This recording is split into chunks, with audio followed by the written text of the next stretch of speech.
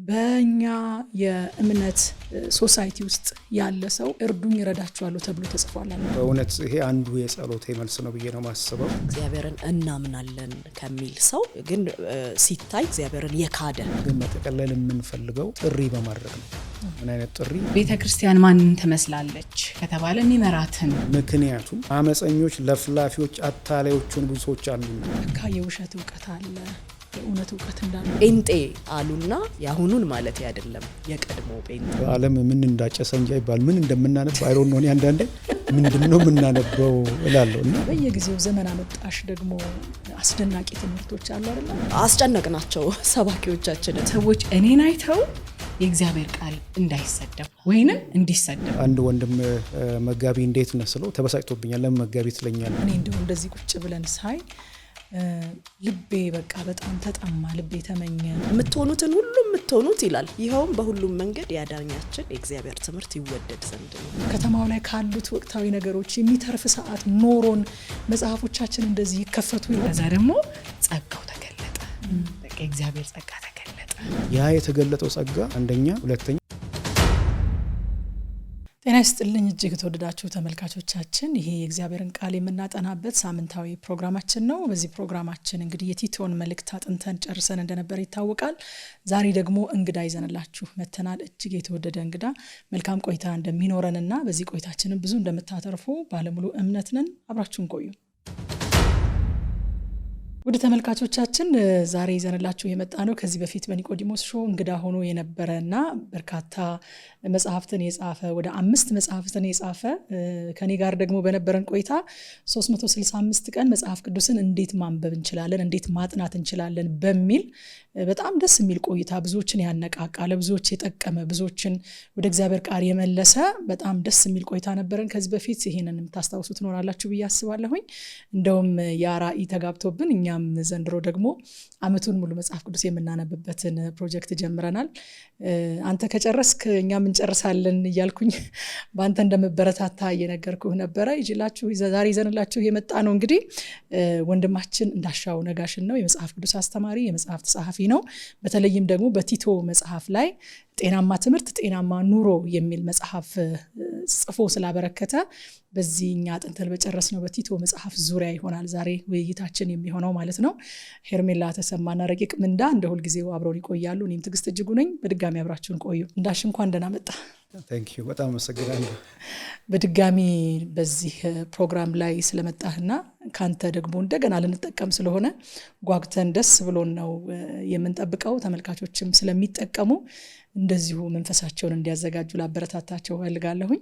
ቲቶ መጽሐፍን አጥንተን ጨረስን። አንተ ደግሞ ቲቶ ላይ መጽሐፍ ጽፈሃል። እኛ ጌታ ረዳንና 3 ምዕራፍ አልመሰለንም፣ ህይወታችንን እየፈተሸው ነበረ አንብበን የጨረስነውና ቲቶ ላይ እንደ መጽሐፍና ቲቶን እንደማስተማርህ ደግሞ ከመጽሐፍቶች ይልቅም በጣም ለልብህ ቅርብ እንደሆነና በጣም የምትወደው መጽሐፍ እንደሆነ ስትናገርም ሰምቻለሁኝና ስለ ቲቶ መጽሐፍ ዛሬ ካንተ ጋር ልንነጋገር ነው እንግዲህ የተገናኘ ነው። እንግዲህ እኔም በማስቀደም እንግዳ አድርገሽ ስለጋበሽኝ በጣም አመሰግናለሁ። ቅድም እንደተናገርሽው ከዚህ በፊት በኒቆዲሞስ ሾው አንድ ኢንተርቪው ነበር። ይሄ ሁለተኛ ጊዜያችን ነው ስንገናኝ። እንደገና እንግዳሽ ስላደረግሽኝ በእንዲያት መንገድ ደግሞ ስላገኘኋችሁ እጅግ በጣም ደስ ብሎኛል። በእውነት ይሄ አንዱ የጸሎቴ መልስ ነው ብዬ ነው ማስበው። በየቦታው ሰዎች የእግዚአብሔርን ቃል በጋራ እንዲያጠኑ፣ በየቤቱ እንዲያጠኑ፣ በግል እንዲያጠኑ ይሄ አንዱ ባገኘሁት እድል ሁሉ ምሰብከው ማስተምረው ነውና እንዲህ ባይብል ስተዲ በጋራ ሆናችሁ እህቶች 3 እህቶች በጋራ ሆናችሁ የመጀመሪያ መጽሐፍ ጨረሳችሁ፣ አሁን ሁለተኛውን መጽሐፍ ነው የጨረሳችሁትና ያንን አይቻለሁ። በዚህ በጣም ደስ ብሎኛል። በእውነት ትልቅ ስራ እየሰራችሁ ነው ያላችሁት። አፕሪሼት በማድረግ መጀመር ፈልጋለሁ። ይሄ እንቅስቃሴ እንዲበዛ ብዙዎችም ላይ እንዲጋባ ያጸሎቴ ነው። ያ ቲቶ 3 ምዕራፎች ብቻ ያሉት በጣም አጭር ደብዳቤ ግን ሁሉም አማኞች ሊያውቁት የሚገባቸው መሰረታዊ ነገሮች በውስጡ የያዘ አስደናቂ ደብዳቤ ነው። ብዙ ከዚህ ደብዳቤ እንደተጠቀማችሁ እናንተ ብቻም ሳትሆኑ የእናንተ ተከታታዮች ብዙ ከዚህ ደብዳቤ እንደተማሩ አምናለሁ። በጣም እርግጠኛ ነኝ። ቅድም እንደተናገርሽው የቲቶ መጽሐፍ የመጀመሪያ መጽሐፌ ነው። ወደ መጽሐፍ ስመጣ የመጀመሪያ የጻፍኩት ጤናማ ትምህርት ጤናማ ኑሮ በሚል ርዕስ ቲቶ ላይ የሰራሁት አጠር ያለ አጭር ነገር ናት። ግን ለቸርች ቤተክርስቲያን ለባይብል ስተዲ ሊጠቀሙ በሚችሉበት መንገድ ያዘጋጀሁት መጽሐፍ ነው። የመጽሐፉም ርዕስ እንደሚያሳየው የቲቶ ዋናው ትኩረቱም ጤናማ ትምህርት፣ ጤናማ ኑሮ ነው። ጤናማ ትምህርት ጤናማ ቤተክርስቲያንና ማህበረሰብን ይፈጥራል ነው። ደብዳቤውንም ስታዩ እንዳያችሁት ምዕራፍ 2 ቤተክርስቲያን ላይ ያተኩራል። ምዕራፍ 3 ህዝቡ ላይ ሶሳይቲ ላይ ያተኩራል። ጤናማ ትምህርት ካለ ያ ጤናማ ትምህርት ቤተክርስቲያን ውስጥ ጤናማ ሪሌሽንሺፕ ይፈጥራል። አንድ አማኞች በማያምኑ ሰዎች መካከልም ጤናማ የሆነ ግንኙነት እንዲኖራቸው ያደርጋል። ስለዚህ እንዲህ አይነቱ ውይይት መድረኩን ጤናማ እንዲሆን ያደርጋል፣ መድረኩን ይፈውሳል። የኢትዮጵያ ክርስትና በኢትዮጵያ ክርስትና ላይ የምናየው ችግር እንዲቀየር ከፈለግን አንዱ ማድረግ ያለብን መድረኮቻችን አካባቢ መስራት ጤናማ ትምህርት። ምክንያቱም ጤናማ ትምህርት ጤናማ ቤተክርስቲያንና ማህበረሰብ ስለሚፈጥር ለዚህ ነው ሄልዚ ቲቺንግ ሄልዚ ኮንዳክት የሚለው የመጽሐፉ ቲምም ሊሆን ይችላል ብዬ ስለማስብ ነው መጽሐፉን ያንን ርዕስ የሰጠሁት።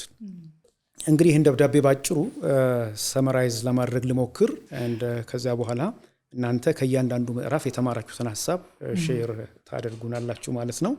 ምዕራፍ 1 ከ1 እስከ 4 የመግቢያ ሀሳብ ተብሎ ሊወሰድ ይችላል። በዚህ በመግቢያ ሀሳብ ውስጥ ጸሐፊው ለተደራሲው የሚመኘው ምኞት፣ የሚጸልይለት ጸሎት ባጭሩ ቀርቧል። ጳውሎስ ለቲቶ በጣም ይደንቀኝ እዚህ ክፍል ውስጥ ሐዋርያው ጳውሎስ ራሱን ያስተዋወቀበት መንገድ አንዱ የሚገርመኝ ነገር ነው። የእግዚአብሔር ባሪያ የኢየሱስ ክርስቶስ ሐዋርያ ይላልና ይሄ ባሪያ የሚለው ትህትናውን ሂዩሚሊቲውን ያሳያል። ሐዋርያ የሚለው ደግሞ ለማዘዝ፣ ለመገሰጽ፣ ለመጻፍ ያለው ስልጣን ያለውን ኦቶሪቲ ያሳያል። ሁለቱ ሁሉ ጊዜ ሚዛን መሆን አለባቸው። ባሪያ ሂዩሚሊቲ ስልጣን፣ የመጻፍ የመገሰጽ ኦቶሪቲ ያንን ሚዛኔ በሆነ መንገድ እሱ ብቻ ደግሞ ሳይሆን የእግዚአብሔር ባሪያ የኢየሱስ ክርስቶስ ሐዋርያ የሆነበትን ምክንያት ሲገልጥ ለሌሎች ጥቅም እንደሆነ ያነሳል። የእግዚአብሔርን ምርጦች እምነትና ወደ እውነተኛ መንፈሳዊነት የሚመራውን የእውነት ዕውቀት ለማሳደግ ይላል። ዓላማው የእግዚአብሔር ባሪያ የኢየሱስ ክርስቶስ ሐዋርያ የሆነበት ዓላማው ለሌሎች ጥቅም እንደሆነ በግልጽ ያሳያል እና ይህም ትልቅ ትምህርት የሚሰጥ ነገር ነው። የቱንም ያክል ጸጋ እግዚአብሔር ቢሰጠን የተሰጠን ጸጋ ዓላማው ለሌሎች ጥቅም እንደሆነ በሚያሳይ መንገድ ነው ራሱን አስተዋውቆ የተጠራበትን ዓላማ አስተዋውቆ እንደውም ግልጽ በሆነ መንገድ ለእኔ አደራ በተሰጠኝ እሱ ባለ አደራ መሆኑን አስታውቆ ነው ይሄንን ደብዳቤ የጀመረው ማለት ነው። እንደ ባለ አደራ ለመጻፍ ለመገሰጽ ኦቶሪቴቲቭ እንደሆነ ሰው ደግሞ የሚያዘው እሱ ሁሉ ጊዜ ታዛዥ መሆኑን ባመነ ራሱን ሀምብል ባደረገ መንገድ ደብዳቤውን አስተዋውቆ እንደጀመረ መናገር ይቻላል። ጳውሎስ ይህን ደብዳቤ ሲጽፍ በመቄዶንያ እንደነበረ ጠቅሳችኋል። ደብዳቤ የተጻፈለት ቲቶ ደግሞ በቀርጤስ እንደነበረ ይህን እናንተ አንስታችኋል። ምዕራፍ 1 ከ5 እስከ 9 ስለ ቤተክርስቲያን መሪዎች የቤተክርስቲያን መሪዎች መስፈርት የቀረበበት ነው። ይሄ ደግሞ ከመግቢያው በቀጥታ ወደ ሊደርሺፕ መሄዱ ሊደርሺፕ ምን ያህል ኢምፖርታንት እንደሆነ ያሳያል እና በቀጥታ እንደውም የደብዳቤው ዓላማ ቁጥር 5 ላይ አንተም በቀርጤስ የተውኩ ገና ያልተስተካከለውን ነገር እንድታስተካክልና ባዘዝኩ መሰረት በየከተማው ሽማግሌዎች እንድትሾም ነው ይላል። ይሄ ደብዳቤውን የጻፈበት ዓላማ በግልጽ እዚህ ጋር ተቀምጧል። ያላለቀ ስራ አለ፣ ያን እንድትጨርስ፣ ያልተስተካከለውን ነገር እንድታስተካክል በየከተማው ደግሞ ሽማግሌዎች እንድትሾም ብሎ የቤተክርስቲያን መሪዎች ክራይቴሪያ የቀረበበት ክፍል ነው ይሄ እና ቀጥሎ ያው ይሄንን በጥልቀት አይታችኋል። የቤተክርስቲያን መሪ ምን አይነት መሆን እንዳለበት ማለት ነው። ሽማግሌ ነቀፋ የሌለበት ሊሆን እንደሚገባ ስለ የቤተክርስቲያን መሪዎች መስፈርት ያቀርባል። ኤጲስቆጶስ፣ ሽማግሌ እነዚህ ኢንተርቼንጅብሊ የሚጠቀማቸው ተመሳሳይ ኦፊስ ተመሳሳይ የአገልግሎት ክፍል የሚያሳዩ ቃላት ናቸው እና መሆን ያለበትን መሆን የሌለበትን ነገር ግልጽ በሆነ መንገድ በዚህ ስፍራ አስቀምጧል። 5 ሊያስወግዳቸው የሚገባ እኩይ ባህሪያት እና ወደ 6 ደግሞ የሚጠጉ ሊሆናቸው የሚገባቸውን ነገሮች ያነሳል። ሌሎችን ትክክል በሆነው ትምህርት እንዲያበረታታ ይህንኑ ትምህርት የሚቃወሙትን ይወቅስ ዘንድ እንደተማረው በታመነ ቃል የሚጸና መሆን አለበት ካለ በኋላ ምዕራፍ 1 ከ10 እስከ 16 በቀርጤስ ስለነበሩ የሐሰት መምህራንና በቀርጤስ ስለነበሩ ሰዎች ባህሪያት ወደ መናገር ይሻገራል። 1 ከ1 እስከ 4 መግቢያ፣ 1 ከ5 እስከ 9 የቤተክርስቲያን መሪዎች መስፈርት፣ ከቁጥር 10 ጀምሮ እስከ 16 ይሄንን የቤተክርስቲያን መሪዎችን መስፈርት ያቀረበበትን ምክንያት ለምንድን ነው መሪዎች እንዲህ መሆን ያለባቸው የሚለውን ኮንቴክስቱን ያቀርባል። በጣም የሚገርም ቁጥር 10ን ስታዩ አመፀኞች ለፍላፊዎችና አታላዮች የሆኑ ብዙ ሰዎች አሉና። እቺ ና አንድ ፊደል ናት፣ ግን ከላይኛው ክፍል ጋር እንዴት መያያዝ እንዳለበት እንዲሆኑ መሪዎች። ለምን? ምክንያቱም አንዳንድ ትርጉም ፎር ብሎ ነው የሚጀምረው። ምክንያቱም አመፀኞች ለፍላፊዎች አታላዮች የሆኑ ብዙ ሰዎች አሉና ይልና በቀርጤስ ስለነበሩ ሰዎች ባህሪያት ይዘረዝራል። እንደውም አንድ የገዛ ነቢይ ከራሳቸው ነቢያት አንዱ ስለነሱ ሲናገር ብሎ ይሄ ኤፕሜንደስ የተባለ ሰው እንደሆነ ይታመናል። ያለው ትክክል ነው ስለ ቀርጤስ ሰዎች ብሎ የነሱን በቀርጤስ ስለነበሩ ሰዎችና የሐሰት መምህራን ባህሪያት ያነሳል ማለት ነው። እና ያን አንስቶ ሲዘጋ እግዚአብሔር እናውቃለን ይላሉ፣ ዳሩ ግን በተግባራቸው ይክዱታል። አጸያፊዎች፣ የማይታዘዙና ለበጎ ስራ ሁሉ የማይበቁ ናቸው። አንፊት አንኳሊፋይድ ፎር ጉድ ወርክስ ብሎ ይገልጣቸዋል። ሶ እነዚህን በቀርጤስ የነበሩትን የሐሰት መምህራን ባህሪያት ካነሳ በኋላ ምዕራፍ 2 ላይ ሲመጣ ምዕራፍ 2 ከ1 እስከ 10 በፍጥነት ሰመራይዝ ላድርጎና እንወያያለን። እና ምዕራፍ 2 ከ1 እስከ 10 በቤተ ክርስቲያን ውስጥ ያሉትን ሰዎች አማኞች በጾታ፣ በእድሜ፣ በፕሮፌሽን ከፋፍሎ ጤናማ ትምህርት አስተምራቸው ይላል። ተመልከቱ ከላይ እንዴት እንደሚያያዝ ማለት። በቀርጤስ ያሉ ሰዎች እንዲህ ናቸው፣ አንተ ግን ምዕራፍ 2 ቁጥር 1 አንተ ግን የተሰ ኮንትራስት ከላይ ያለ ከትክክለኛ ትምህርት ጋር ተስማሚ ሆኖ አስተምር። መፍትሄው በቀርጤስ ያለው ሁኔታ ይሄን ይመስላል። በቀርጤስ ያሉት የሐሰት መምህራን ባህሪያት ይሄን ይመስላል። አንተ ግን በቤተ ክርስቲያን ውስጥ ማለት ነው ትክክለኛ ትምህርት ሳውንድ ቲቺንግ ጤናማ የሆነ ትምህርት አስተምር። መፍትሄው ከሊደርሺፕ ቀጥሎ ካሪኩለም ጋር ይመጣል ማለት ነው። ለውጥ እንዲመጣ ለውጥ እንዲሆን አንደኛ ሊደርሺፕ ማተርስ፣ ሊደርሺፕ ኢዝ ቬሪ ኢምፖርታንት። ሁለተኛ ወደ ካሪኩለም ይመጣል። ቤተ ክርስቲያን ውስጥ ያሉ ሰዎችን በእድሜ፣ በጾታ፣ በፕሮፌሽን ከፋፍሎ እንዲያስተምር፣ እንዲይኑሩ፣ አረጋውያን እንዲይኑሩ፣ እናቶች እንደዚህ ይኖሩ፣ ወጣት ሴቶች እንደዚህ ይኖሩ፣ ወጣት ወንዶች እንደዚህ ይኖሩ። አንተም ራስን አርአያ ምሳሌ አድርጋ አቅርብላቸው። ቁጥር 7 እና 8 ላይ ባሮች እንደዚህ ይኖሩ። በቤተ ክርስቲያን ውስጥ ያሉ ሰዎች ከፋፍሎ ሄልዚ የሆነ ሳውንድ የሆነ ቲቺንግ አስተምራቸው የሚለውን ይነግረዋል። ምዕራፍ 2 ከ1 እስከ 10 ልክ ከቁጥር 11 ጀምሮ እስከ 15 ቴዎሎጂካል ነገረ መለኮታዊ መሰረቱን ያቀርባል። ለምን እንዲህ መኖር እንዳለባቸው በቤተ ክርስቲያን ውስጥ አማኞች እንዲህ መኖር ያለባቸው ለምንድን ነው የሚለውን ከቁጥር 11 እስከ 15 ይናገራል። ስለዚህ ለክርስቲያናዊ ኑሮ ነገረ መለኮታዊ መሰረቱ ቴዎሎጂካል ቤዙን ያቀርባል። ልክ ቅድም እንዲህ አሉና እንዳለው እንዲኑሩ፣ ምክንያቱም ድነት የሚገኝበት የእግዚአብሔር ጸጋ ለሰዎች ሁሉ ተገልጧል። ልክ ድነት የሚገኝበት የእግዚአብሔር ጸጋ ለሰዎች ሁሉ ተገልጧልና እንዲኑሩ። ለምን ጸጋ ተገልጧል? ያ የተገለጠው ጸጋ አንደኛ ያድናል፣ ሁለተኛ ያኖራል። ጸጋ ተገልጧል። ምንም የሚያድን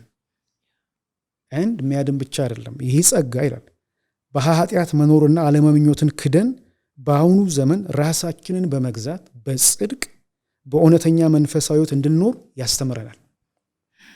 ይህም የተባረከ ተስፋችን የሆነውን የታላቁን የአምላካችንንና የአዳኛችንን የኢየሱስ ክርስቶስን ክብር መገለጥ በመጠባበቅ ነው። እርሱም ከክፋት ሊቤዠን መልካም የሆነውን ለማድረግ የሚተጋውን የእርሱ የሆነውን ሕዝብ ለራሱ ያነጻ ዘንድ ራሱን ስለኛ ሰጥቷል።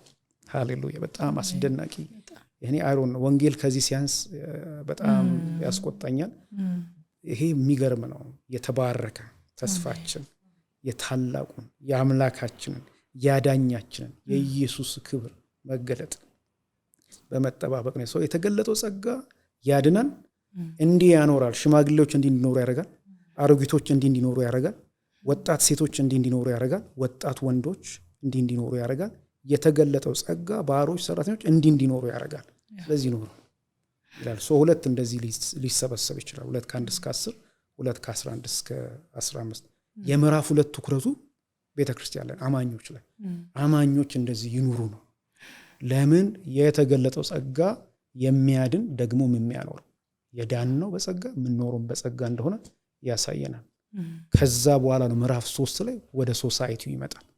ይሄ ጸጋ ቤተክርስቲያን ውስጥ ብቻ ሳይሆን በአማኞች መካከል ብቻ ሳይሆን በምንኖርበት ማህበረሰብ ውስጥም የተለየ ኑሮ እንድንኖር መልካም በማድረግ እንድንታወቅ የሚያደርግ እንደሆነ በጣም በሚገርም መንገድ ምዕራፍ 3 ላይ ያንን ያሳየናል። እኔ እንዲህ ነው መከፋፈለው ምዕራፍ 3 ቁጥር 1 እና 2 ቁጥር 8 1 ላይ እዚህ ጋር አምጥቼው እነዚህ 3 ቁጥሮች ምዕራፍ 3 ቁጥር 1 2 እና ቁጥር 8 ማለት ነው አማኞች በውጭ ላሉት ለማያምኑ ሰዎች ምን አይነት አመለካከት ሊኖራቸው እንደሚገባ ያሳያሉ። ሲጀምር ለገዢዎች ለባለስልጣናት ይልና ተገዙ፣ ታዘዙ፣ መልካም አድርጉ፣ መልካም በማድረግ ታወቁ ይላል። ቁጥር 2 ላይ እንዲሁም በማንም ላይ ልክ ኦቶሪቲስ ወደ በማንም ላይ ለሁሉም ሰው አማኝ እንዴት ይኑር፣ በማንም ላይ ክፉ እንዳይናገሩ ከልብ የመነጨ ትሕትና እንዲያሳዩ አስገንዝባቸው ይላል። እንደውም ቁጥር 8 ላይ በጣም ይህም የታመነ ቃል ነው፣ በእግዚአብሔር ያመኑቱ መልካሙን ነገር ለማድረግ ራሳቸውን አሳልፈው ይሰጡ ዘንድ እነዚህን ነገሮች አስረግጠ እንድትናገር እፈልጋለሁ። መልካም ማድረግ አማኞች በውጭ ላሉ ሰዎች እንዲህ አይነት አመለካከት ይኑራቸው፣ ሰላማውያን እንዲሆኑ፣ ከልብ የመነጨ ትሕትና እንዲያሳዩ፣ በማንም ላይ ክፉ እንዳያዝ እንዲሆኑ፣ መልካም እንዲያደርጉ፣ መልካም ነገር ለማድረግ ራሳቸውን አሳልፈው እንዲሰጡ፣ መልካም በማድረግ እንዲታወቁ ይሄንን ይሰብካል፣ ይሄንን ያነሳል።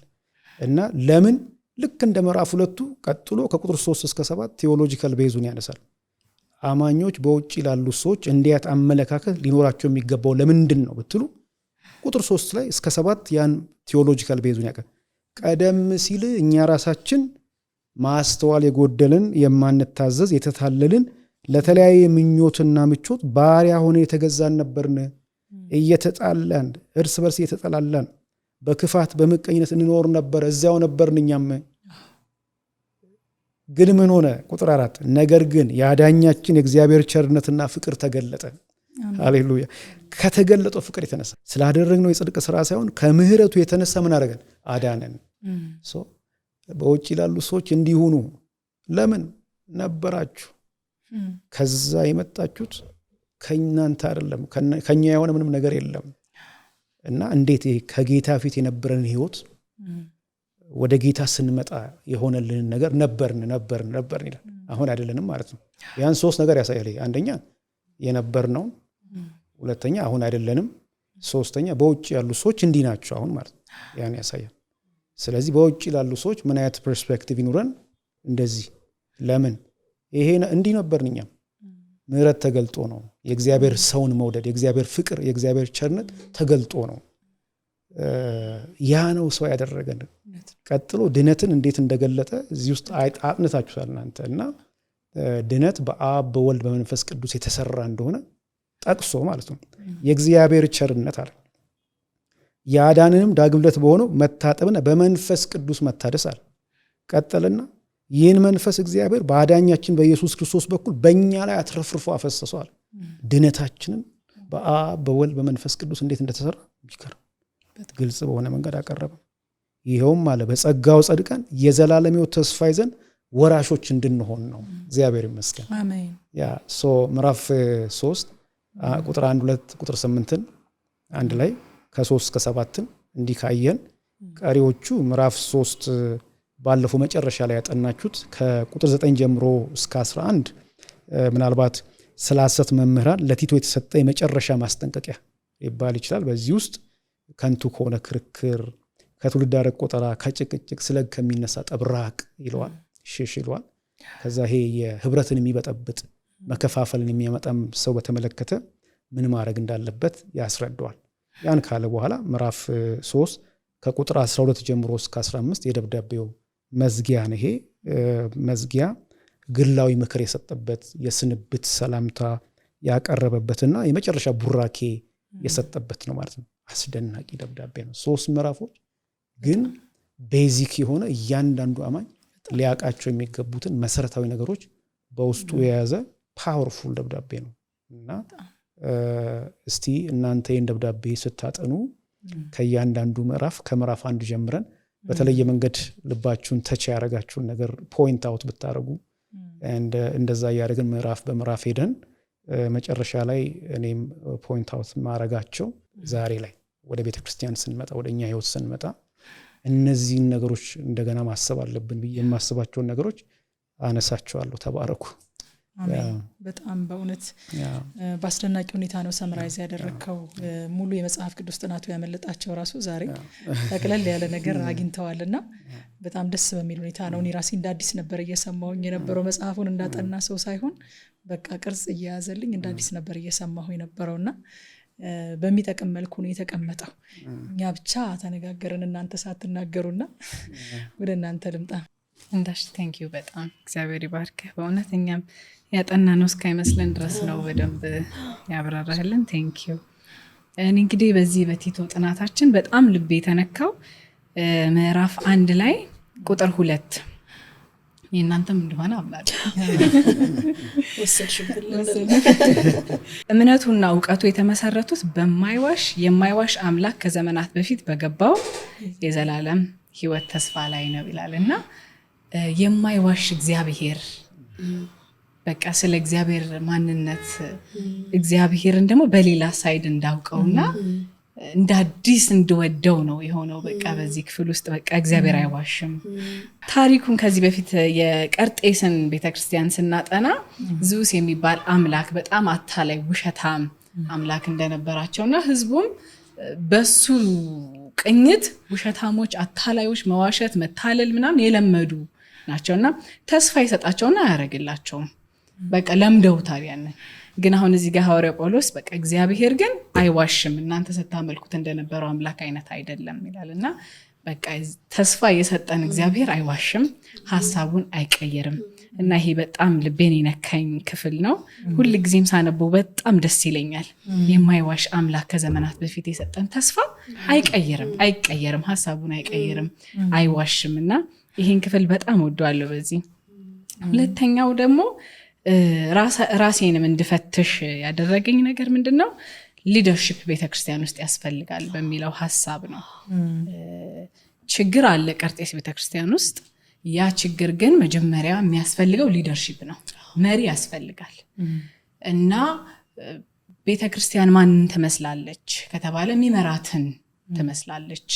እና ሊደርሺፕ ላይ ማን ነው እኔን እየመራኝ ያለው ብዬ ራሴን ቼክ እንዳደርግ በጣም ረድቶኛል። እና እንትናቸውን ደግሞ ያስቀምጣል። አመፀኞች ናቸው ይላል፣ ለፍላፊዎች፣ አታላዮች እያለ ደግሞ አይነት ካራክተራቸውን ደግሞ በደንብ ይገልጻልና አመፀኞች ሲል አንደኛ እግዚአብሔር ላስቀመጠው ስልጣን የማይታዘዙና ሁለተኛ ደግሞ ለራሱ ለእግዚአብሔር ቃል የማይታዘዙ ናቸው የሚለውን ክፍል በደንብ አጥንተናል።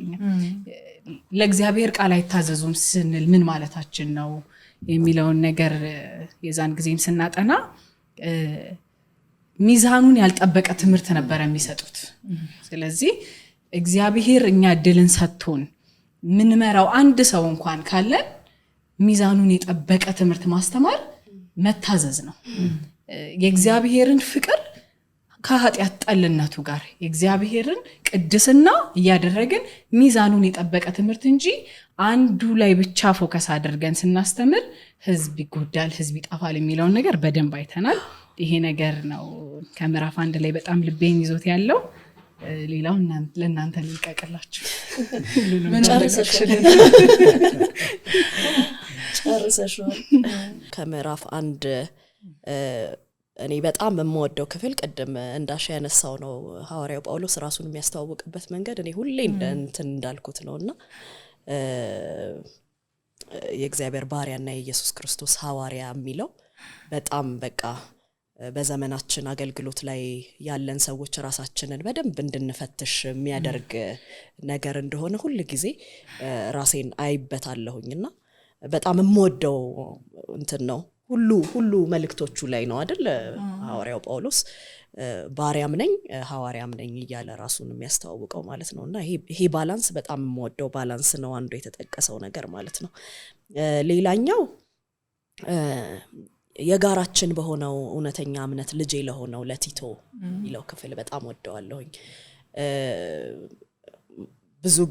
ብዙ ስናጠና ከቆላሲያስም ከቲቶም ስናጠና በጣም አፕሊኬሽን ላይ እንመጣለን።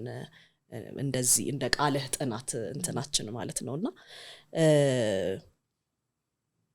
የጋራ የሆነ እምነት ያለን ሰዎች ነን፣ አንድ የሚያደርገን የሚለው ፓርት በዚህ ጊዜ ላለችም ቤተክርስቲያን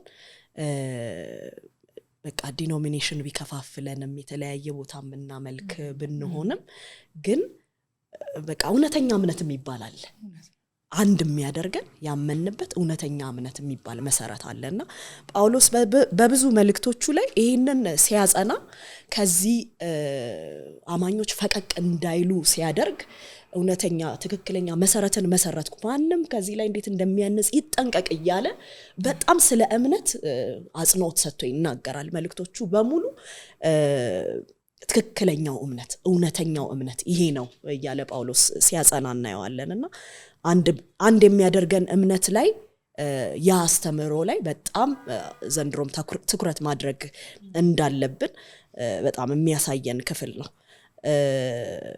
ሌላው ያው ወደ አፕሊኬሽን ሞር ያደላል ከዛ በኋላ ያሉት ክፍሎች ማለት ነው። ቁጥር 16 ላይ ያለችውን እግዚአብሔርን እናውቃለን ይላሉ ግን በተግባራቸው ይክዱታል፣ አጸያፊዎች የማይታዘዙና ለበጎ ስራ የማይበቁ ናቸው ብሎ የሚናገርበት ንግግር በጣም ይከብዳል።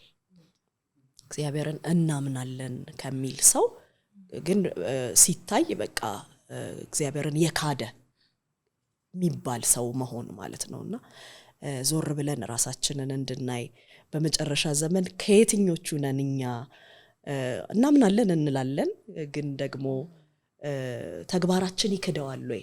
ምክንያቱም ክርስትናችን ተግባር ተኮር ነው እንዳሽዬ እንዳለው መጽሐፉ ላይ እንደተባለው በቃ ይሄንን የምንማረው ትምህርት የክርስትና ትምህርት አፕሊኬሽን መኖር አለበት። በቃ እምነት ዕውቀት ላይ የሚቀርብ ነገር ብቻ አይደለም። እንደ ክርስቲያን እምነት መተግበር አለበት፣ ተግባር መሆን አለበት። አንዱ ሴሽናችን ላይ ስናነሳ የሚቀጥሉት ክፍሎች ላይ አይተናል። አንዱ ሴሽናችን ላይ ስናነሳ እንደሚል ነገር አንስተናል። የቀድሞ ጠቅላይ ሚኒስተር ብለዋል ይባላል። ቪዲዮን አምጪ ብባል ከየት እንደማመጣው አላቅም። ክርስቲያን ጴንጤ አሉና ፓርላማ ላይ ሲያወሩ ያሁኑን ማለት አይደለም የቀድሞ ጴንጤ የድሮ ጴንጤ ብለዋል አንስተዋል እንደዛ ይባላልና እግዚአብሔር ወደዛ እንድንመለስ ያድርገን። የሚታይ ክርስትና ተግባር ላይ የሚታይ ክርስትና የቀበሌ እንትናችን ምዝገባችን ላይ ስንጠየቅ የሃይማኖት ሁኔታ ጴንጤ የሚባለውን አይነት ሳይሆን ተግባራችንን ሰዎች አይተው የክርስቶስ ተከታዮች የሚሉን አይነት አይደል? ደቀ መዛሙርት ሁኔታቸው አይደል ያስታወቀው እነዚህ የዚህ መንገድ ተከታዮች ናቸው የሚባሉት ማለት ነውና ደቀ መዛሙርት በዛ አይደል የሚታወቁት የዚህ መንገድ ተከታዮች ናቸው ይባላሉ ታይተው ማለት ነውና ተግባራችን እምነታችን የሚታወቅ እንደዚህ ነን ብለን የምንታወቅ ብቻ ሳንሆን በተግባራቸው ይክዱታል ከሚባሉት መካከል እንዳንሆን እኛም ዞር ብለን ራሳችንን እንድናይ የሚያደርገን ክፍል ነውና ከቁጥር 1 ላይ በጣም ልቤን ያዙ ከመላቸው መካከል እነዚህ ሁለቱ ነጥቦች ይገኙበታል። ሳይቸግረኝ እድሉን ቀድሜ ሰጥቻቸው ጨርሱብኝ። ምንም አይነካ ነገር አለ? ምን ህይወታችንን ያልዳሰሰ ነገር አለ? ቲቶ በጣም ፈትሾናል። በጣም እኛን ራሱ አካሄዳችንን፣ አገልግሎታችንን፣ ትምህርታችንን የምንማረውንም የምናስተምረውንም በማን እንደምንመራ ሰዎችንም ወዴት እንደምንመራ ቤታችንን ልጆቻችንን እንዴት እንደምንመራ በጣም የፈተሸን መጽሐፍ ነውና ያላችሁት ሁሉ እንግዲህ እኔ በጣም ልቤን የነካኝ ክፍል ነው። ከዛ በተጨማሪ ቁጥር 1 ላይ የመጀመሪያው ላይ ያለው የእውነት ዕውቀት የሚለው ደግሞ እኔ በጣም በቃ ወሳኝ ነገር ሆኖ አየዋለሁኝና የእውነት ዕውቀት የእግዚአብሔርን ምርጦች እምነትና ወደ እውነተኛ መንፈሳዊነት የሚመራውን የእውነት ዕውቀት ይለዋል። ለማሳደግ እምነትንና መንፈሳዊነትን እውነተኛ መንፈሳዊነትን የሚመራውን የእውነት ዕውቀት ለማሳደግ ይላል ሐዋርያ ጳውሎስ ስለ አገልግሎቱ ሲናገርና ለካ የውሸት ዕውቀት አለ፣ የእውነት ዕውቀት እንዳለው ዕውቀት ተብሎ የሚጠሩ ግን ወደ እምነትም ሆነ ወደ እውነተኛ መንፈሳዊነት የማያደርሱ ዕውቀት ናቸው። ስንሰማቸው ያስደንቃሉ። በየቦታው ፎሎ እናደርጋቸዋለን። ጆሮአችንን ሰጥተን ጊዜያችንን ሰጥተን እንሰማቸዋለን። ከዛ በኋላ ህይወታችን ሲፈተሽ ግን ወደ እምነት አድርሰውናል ወይ? ወደ እውነተኛ መንፈሳዊነትስ ገፍተውናል ወይ አሳድገውናል ወይ? ሐዋርያ ጳውሎስ እኔ የማገለግለው ሐዋርያ የሆንኩት ይህንን የእውነት ዕውቀት ለሰዎች ሰጥቼ የእግዚአብሔርን ምርጦች እምነታቸውንና እንደገና ደግሞ እውነተኛ መንፈሳዊነታቸውን የሚያሳድግ ነው ይላልና ይሄ የእውነት ዕውቀት ነው እንግዲህ በማይዋሸው አምላክ የተገባውን ኪዳን ለነዚህ ሰዎች እያሳሰባቸው ያለውና ምንድን ነው የሰጠው የሚለው ይሄ የዘላለም ሕይወት ተስፋ የሚለውን ስናጠና በጣም ልባችንን ነክቶት ነበረ። ደግሞ ከዘመናት በፊት መሰጠቱ ይሄ የዘላለም ሕይወት ተስፋን ምንነት እያየን ነበረ። ሕይወቱ ራሱ የዘላለም ነው። የማይዋሸው እግዚአብሔር ኪዳን የገባው ሕይወት የዘላለም ነው የሚለው በጣም ልባችንን ይዞት ነበረ። ተስፋ ማለት ራሱ እግዚአብሔር የሚሰጠው ተስፋ እንደ ዓለም ተስፋ እንዳልሆነ ኮንፊደንት ኤክስፔክቴሽን እርግጠኝነት የተሞላው የምንጠብቀው ነገር እንጂ ሊሆን ላይሆን ይችላል የምንለው ነገር እንዳልሆነ እና ይሄ ደግሞ ከዘመናት በፊት እኛ ራሳችን ከመፈጠራችን በፊት የተገባ ተስፋ እንደሆነ እነዚህን እያየን ነበርና እዚህ የእውነት ዕውቀት ላይ ምን ያህል መጣበቅ እንዳለብን ኢቭን ስለ አገልጋዮች ኳሊፊኬሽን እያወራ እዚህ ቦታ ላይ አንድ እኔም በጣም ልቤን ይዞኝ በጣም ደጋግሜ የተናገርኩበት ነገር ካስታወሳችሁ እንደተማረው በታመነ ቃል የሚጸና የምናውቀው ዕውቀት ለኑሯችንም ሆነ ለእምነታችን መሰረት ነው። ሰው የሚያውቀውን ነው የሚያምነው፣ የሚያውቀውን ነው የሚኖረው፣ እንደሚያውቀው ነው የሚመራው። እንደሚያውቀው ዕውቀት ልክ ነው ብሎ የተከተለውን ያመነውን መሪ ነው የሚከተለውና ዕውቀታችን ላይ ምን ያክል ጠንቃቆች መሆን እንዳለብንና ያንን ያወቅነውን ዕውቀት ደግሞ እንዴት ጥብቅ አድርገን መያዝ እንዳለብን አይደለ? በታመነ ቃል የሚጸና የሚለው እንደውም የግሪክ ቃሉን ሁሉ ሄደን እያየን ነበረ። ጥብቅ ማለትን፣ አለመልቀቅን፣ የሙጥኝ ማለትን ልክ ይሄ ከባድ አውሎ ንፋስ መጥቶ አንድን ጀልባ ወይንም መርከብ ሲያናውጠው በመልህቁ ተይዞ አልነቃነቅም ብሎ እንደሚቆም የእውነት ዕውቀት ላይ የተማርነው እውነት ላይ እንደዛ ጥብቅ ማለት እንዳለብን የሚያሳይ እንደሆነ ስናይ ነበርና ያልተበረዘውን በባህል በወግ ወይም ደግሞ በዘመናዊነት በየጊዜው ዘመን አመጣሽ ደግሞ አስደናቂ ትምህርቶች አሉ አይደለ? የጊዜው ጆሮን የሚይዙ የሰውን አቴንሽን ግራፕ የሚያደርጉ በእንደዚህ አይነት ነገሮች ያልተበረዘውን የእውነት የሆነውን ዕውቀት እምነታችንን የሚያሳድገውን ወደ እውነተኛ መንፈሳዊነት የሚመራውን እሱ ላይ ጥብቅ ማለትን እንደውም ከምዕራፍ 1 ላይ እናንተ ካነሳችሁት በተጨማሪ እኔ በጣም ልቤ ላይ ያለው ነገር ይሄ ነው፣ የእውነትን ዕውቀት ለማሳደግ የሚለው ሀሳብ። ምዕራፍ 1 ላይ እንግዲህ የሚጨምረው ቅድም ሰምራይዝ ማድረግ ነበር ትኩረቴ። ምናልባት አሁን ትንሽ እኔም ማንሳት ባጭር ለማንሳት ያክል አንደኛው ሐዋርያው ጳውሎስ ራሱን ያስተዋወቀበት መንገድ ሊሞግተን ይገባል። በእኛ እጅ ብዙ ድንቅ ሲሆን ታምር ሲሆን ምን ጊዜም ቢሆን ከባሪያነት አንመረቅም። ምንም ቢሆን ሁል ጊዜ ይሄ ባሪያ ሐዋርያ የሚለው ሚዛኑን ጠብቆ ሁሌ መኖር አለበት። የስ ኦቶሪቴቲቭ ነን እንድንገስጽ ሰዎችን ከጨለማ ወደሚደነቅ ብርሃን ለማውጣት አምባሳደርስ ባለ አደራዎች ነን። ኦቶሪቲ ስልጣን አለን። ግን ደግሞ ምንድነን? ሁል ጊዜ ባሪያዎች ነን። ሁል ጊዜ አገልጋዮች። ሂዩሚሊቲ አንዱ እሱ ነው። አንዱ በዚህ ዘመን አንድ ወንድም መጋቢ እንዴት ነህ ስለው ተበሳጭቶብኛል። ለምን መጋቢ ትለኛለህ ብሎ ማለት ነውና በኋላ ጠየኩ። ለምንድን ነው መጋቢ አይደለም? አይ መጋቢ አትበለኝ ፓስተር በለኛል። እንዴ ምንድነው ልዩነቱ? መጋቢ በአማርኛ ፓስተር በእንግሊዝኛ ከመሆኑ ውጪ ምን ልዩነት አለ? አይ ይሄ መጋቢ ሎካል ነው፣ እንትኑ ራሱ አፍ ላይ ደስ አይልም። ፓስተር ግን ኢንተርናሽናል ነው፣ የተቀባ ነው፣ ደስ ይላል። ሰው ይሄን ያህል እንትን ላይ ፋይት ያደርጋል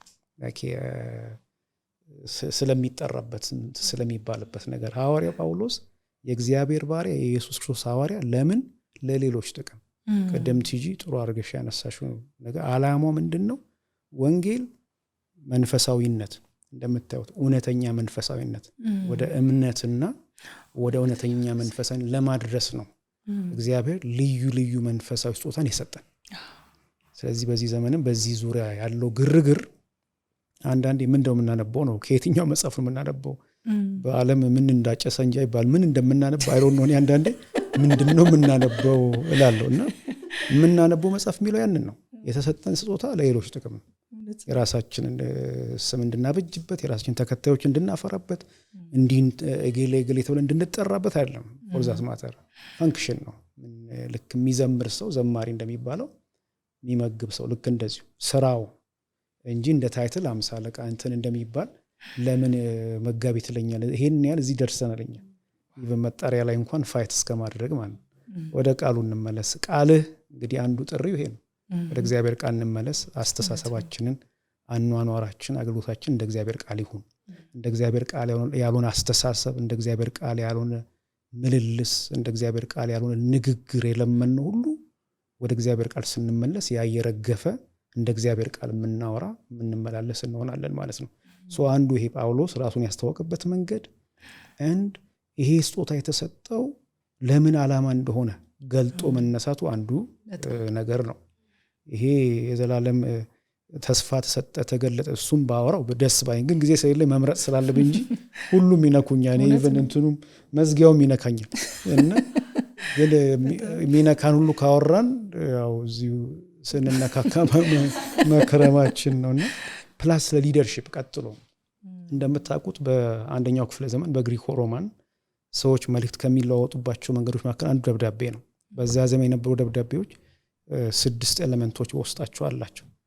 ከ6ቱ 4ቱ መግቢያ ላይ አለ። ጸሐፊው፣ ተቀባዩ፣ ጸሐፊው ለተቀባዩ የሚመኘው ምኞት፣ ምስጋና፣ ከዛ ቦዲው አለ ዋናው አካል፣ ከዛ ኮንክሉዥን 6 ኤሌመንቶች አሉ። ይሄ ምስጋና ሴክሽን የለው።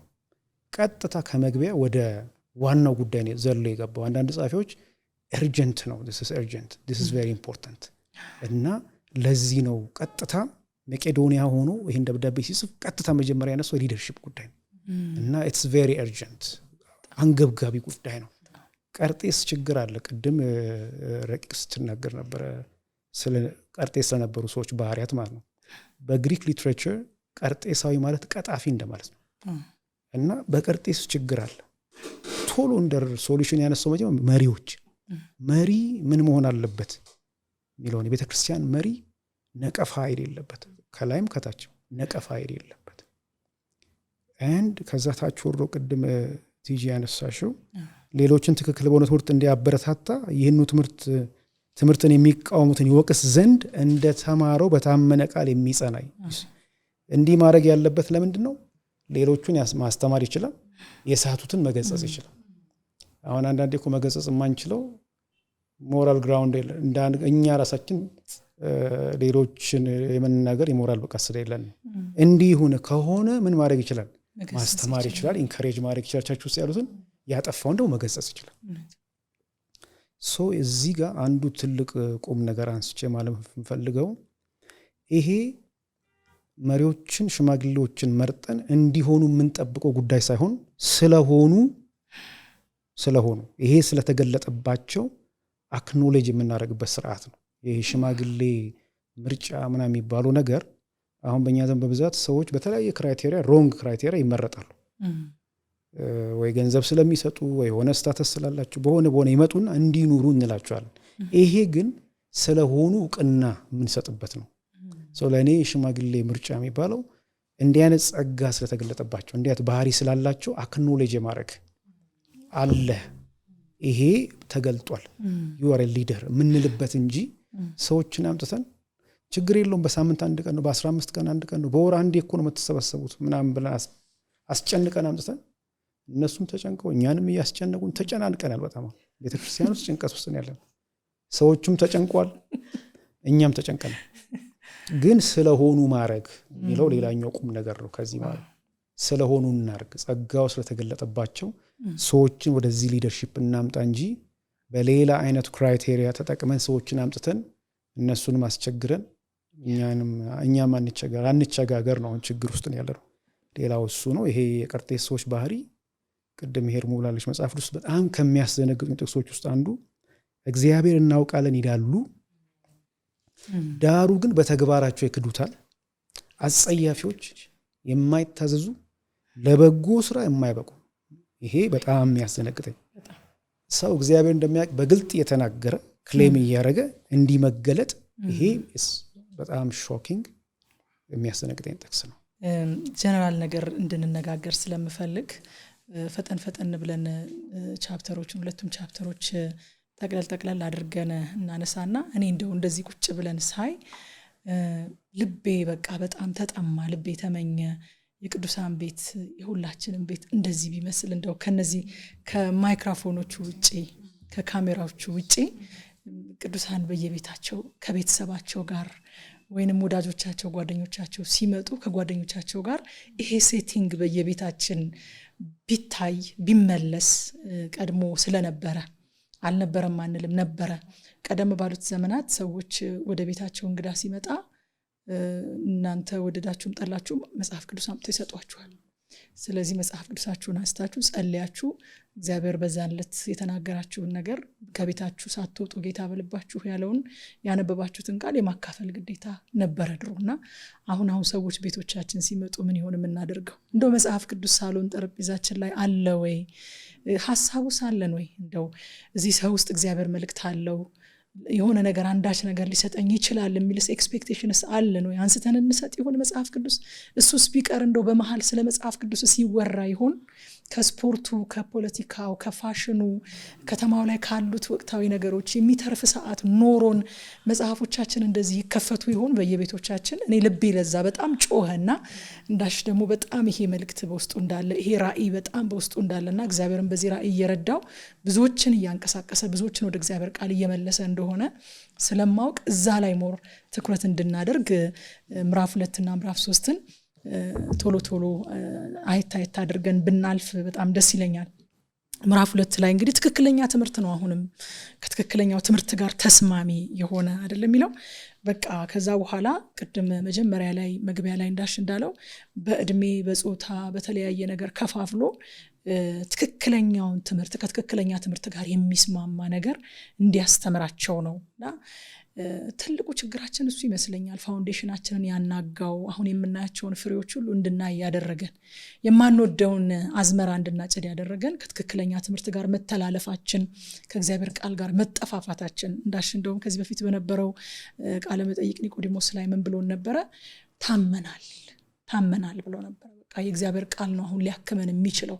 አሁን በደረስንበት ደረጃ ሌላ ምንም አይነት ጊዜያዊ መድኃኒት ራሱ ሊፈውሰን አይችልም ይላልና እንደው እኔ ሌላ ነገር ውስጥ ልቄ መግባት አልፈልግም፣ ግን ትክክለኛ ትምህርት ጋር ተስማሚ የሆነውን አስተምር ይላል። ሳውንድ ዶክትሪን የሆነውን ከጌታ ትምህርት ጋር የሚስማማውን ከሐዋርያት ትምህርት ጋር የሚስማማውን ከመሰረታዊ ትምህርት ጋር የሚስማማውን እንደው ሰውን ዋው የሚያስብለውን የሚያስደንቀውን የሆነ ጊዜ ለኛ ቲፎዞ ላይክ ሼር ብዙ ኮመንት ብዙ ፎሎወር የሚሰበስብልንን ሳይሆን ከትክክለኛ ትምህርት ጋር ያስጨንቀን ይሆን? ሐዋርያው ጳውሎስ እኮ ብዙ ረጅም ዓመት ካገለገለ በኋላ እንደው በከንቱ እየሮጥኩኝ እንዳይሆን ብሎ ከትክክለኛው ትምህርት ጋር ከሐዋርያት ትምህርት ጋር ከጌታ ትምህርት ጋር መስማማቱን ለማወቅ ወደ ኢየሩሳሌም ወጣሁኝ አገልግሎቴን ለማሳየት ብሏልና ያሳስበን ይሆን ወይንስ ጭብጨባ ይሆን የሚያሳስበን?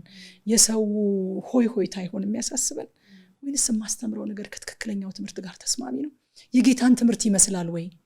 በእውነት ከሌላ መጽሐፍ ምሰማ ይመስለኛል። እኔ አንዳንድ ጊዜ ትምህርቶችን ስሰማ ጌታ ያስተማራቸውን ትምህርቶች ሳስብ ሐዋርያት ያስተማሯቸውን ትምህርቶች ሳስብ ከሌላ መጽሐፍ እየተቀዳ ይመስለኛል። ሌላ አይነት ነገር ምሰማ ይመስለኛል። አንድ ሰው ምን አለ? ሐዋርያው ጳውሎስ በድንገት አሁን ቢመጣና እኛ እየተማረን ያለነውን እያደረግን ያለነውን ነገር ቢያይ እነዚህ ደግሞ እነማን ናቸው? እኛ እናውቃቸውም፣ እነዚህን ምንም የሚያገናኘን ነገር የለም የሚል ይመስለኛል አለና እንደዛ አይነት ደረጃ ላይ እንዳለንም የሚሰማኝ ጊዜ አለና ይሄን ትክክለኛ ትምህርት ለማጽናት እነዚህ ናቸው በየቤቶቻችን መመለስ ያለባቸው። ይሄ ሴቲንግ ነው ቤታችን ውስጥ መምጣት ያለበት። ጓደኝነታችን ውስጥ ልዩ ልዩ ህብረቶቻችን ውስጥ ይሄ ሴቲንግ ነው ህብረቶቻችንን ወደ እድርነት እየቀየረ። በእውነት አሁን የመጽሐፍ ቅዱስ ጥናት ወይም ደግሞ የጸሎት ህብረት መንፈሳዊ ህብረት ይባልና ሰዎች በቤተክርስቲያን በኳየር በተለያየ መንገድ ይሰበሰቡና ወይ እድር ሆኗል ወይ ሶሻል ክለብ ሆኗል ወይ የሆነ ነገር ሆኗል እንጂ ይሄ ሴቲንግ ጠፍቷል። የእግዚአብሔር ቃል ቁጭ ተብሎ ተከፍቶ እንደዚህ አንድ ባንድ የሚጠናበትና ህይወቴ አገልግሎቴ ትምህርቴ ከትክክለኛው ትምህርት ጋር ተስማሚ ነው ወይ የምንልበት ነገር ጠፍቷልና ብዙ የሚባል ነገር ቢኖረው ምዕራፍ 2 እንደሆነ ትክክለኛ ትምህርት እንዴት ይመለስ የሚለው ላይ ነው ልብ ያለው። እሱም ብቻ ልናገር እንትኖችን በቃ ዋና ዋና ነገሮችን አይደል መሆን ያለብንን ነገሮች ነው ምዕራፍ 2 የሚናገረው። እያንዳንዱን በሶሻል ክላስ በጾታ ከፋፍሎ ይነግረናልና እያንዳንዱ ነገር ላይ በጥልቀት ገብተን ጥናቶቻችን ላይ አይተናቸዋልና ስለ ሴቶች ይናገራል፣ ስለ ወጣት ወንዶች ይናገራል። ቲቶ ራሱን ምሳሌ አድርጎ ማቅረብ እንዴት እንዳለበት ሐዋርያው ጳውሎስ ይነግረዋል። ስለ ሴቶች ስንነጋገር ስለ እናትነት አወራን፣ ራሳችንን ፈተሽን አየን። ስለ ባሮች ስናወራ በጣም እኔ ስርቆት ምን ማለት እንደሆነ የተማርንበትና ራሳችንን ያየንበት መንገድ ነበረ። በጣም ሩቅ ነገሮች አይደሉምና ክርስትና ባይ ዘ ዌይ ምን ተባብለናል? በቃ it's a simple teaching በቃ ከዚህ ውጪ አይደለም ክርስትና ማለት ቲጂ ቀደም ካልሹ ጋር እስማማለሁኝ እኔ አንዳንዴ እውነት ነው። በቃ የሆነ ነገር ለመፍጠር ነው ምን ጨናነቀው ማለት ነው። ቃል በቃል ምን ብላናለች ቲጂ ትዝ ካለሽ ረቁይ አስጨነቅናቸው ሰባኪዎቻችንን። ሰባኪዎችንም አስጨነቅናቸው በቃ አዲስ ነገር ለመፈለግ እንትን ከማለታችን የተነሳ ማለት ነውና ከዚህ ከቃሉ ሩቅ ከመሆናችን የተነሳ ክርስትና የሚባለው ነገር ራሱ የሆነ ውስብስብ ነገር መሰለ። ግን አሁን በቃ ቲቶን ከፍተን እኮ ህይወቱን በቃችን ቲቶን አጥንቶ ሰው ትክክለኛ እውነተኛ ክርስቲያን ተግባር ያለው ክርስቲያን መሆን ይችላል። ቲቶን ብቻ አይቶ ማለት ነው ከሶስቱ ምዕራፍ የሚወጣና ራሱን የሚያስተካክልበትን ነገር አውጥቶ ማለት ነውና ምዕራፍ 2 በደንብ ስለ ግል ህይወታችን በደንብ ነግሮን እኛ ተናጋሪዎች ብቻ ሳንሆን ራሳችንን ህይወታችንን እንድንፈትሽበት አድርጎናል። እኔ በጣም የወደድኩትና በእውነት በቃ ጌታ እንዲረዳን የተማጸንኩበት አንድ 2 ላይ ያየነው ነገር ምንድነው? የምትሆኑትን ሁሉ የምትሆኑት ይላል። ስለ ሴቶቹም ስለምኖቹም ካነሳ በኋላ ይኸውም በሁሉም መንገድ ያዳኛችን የእግዚአብሔር ትምህርት ይወደድ ዘንድ ነው። በጣም በቃ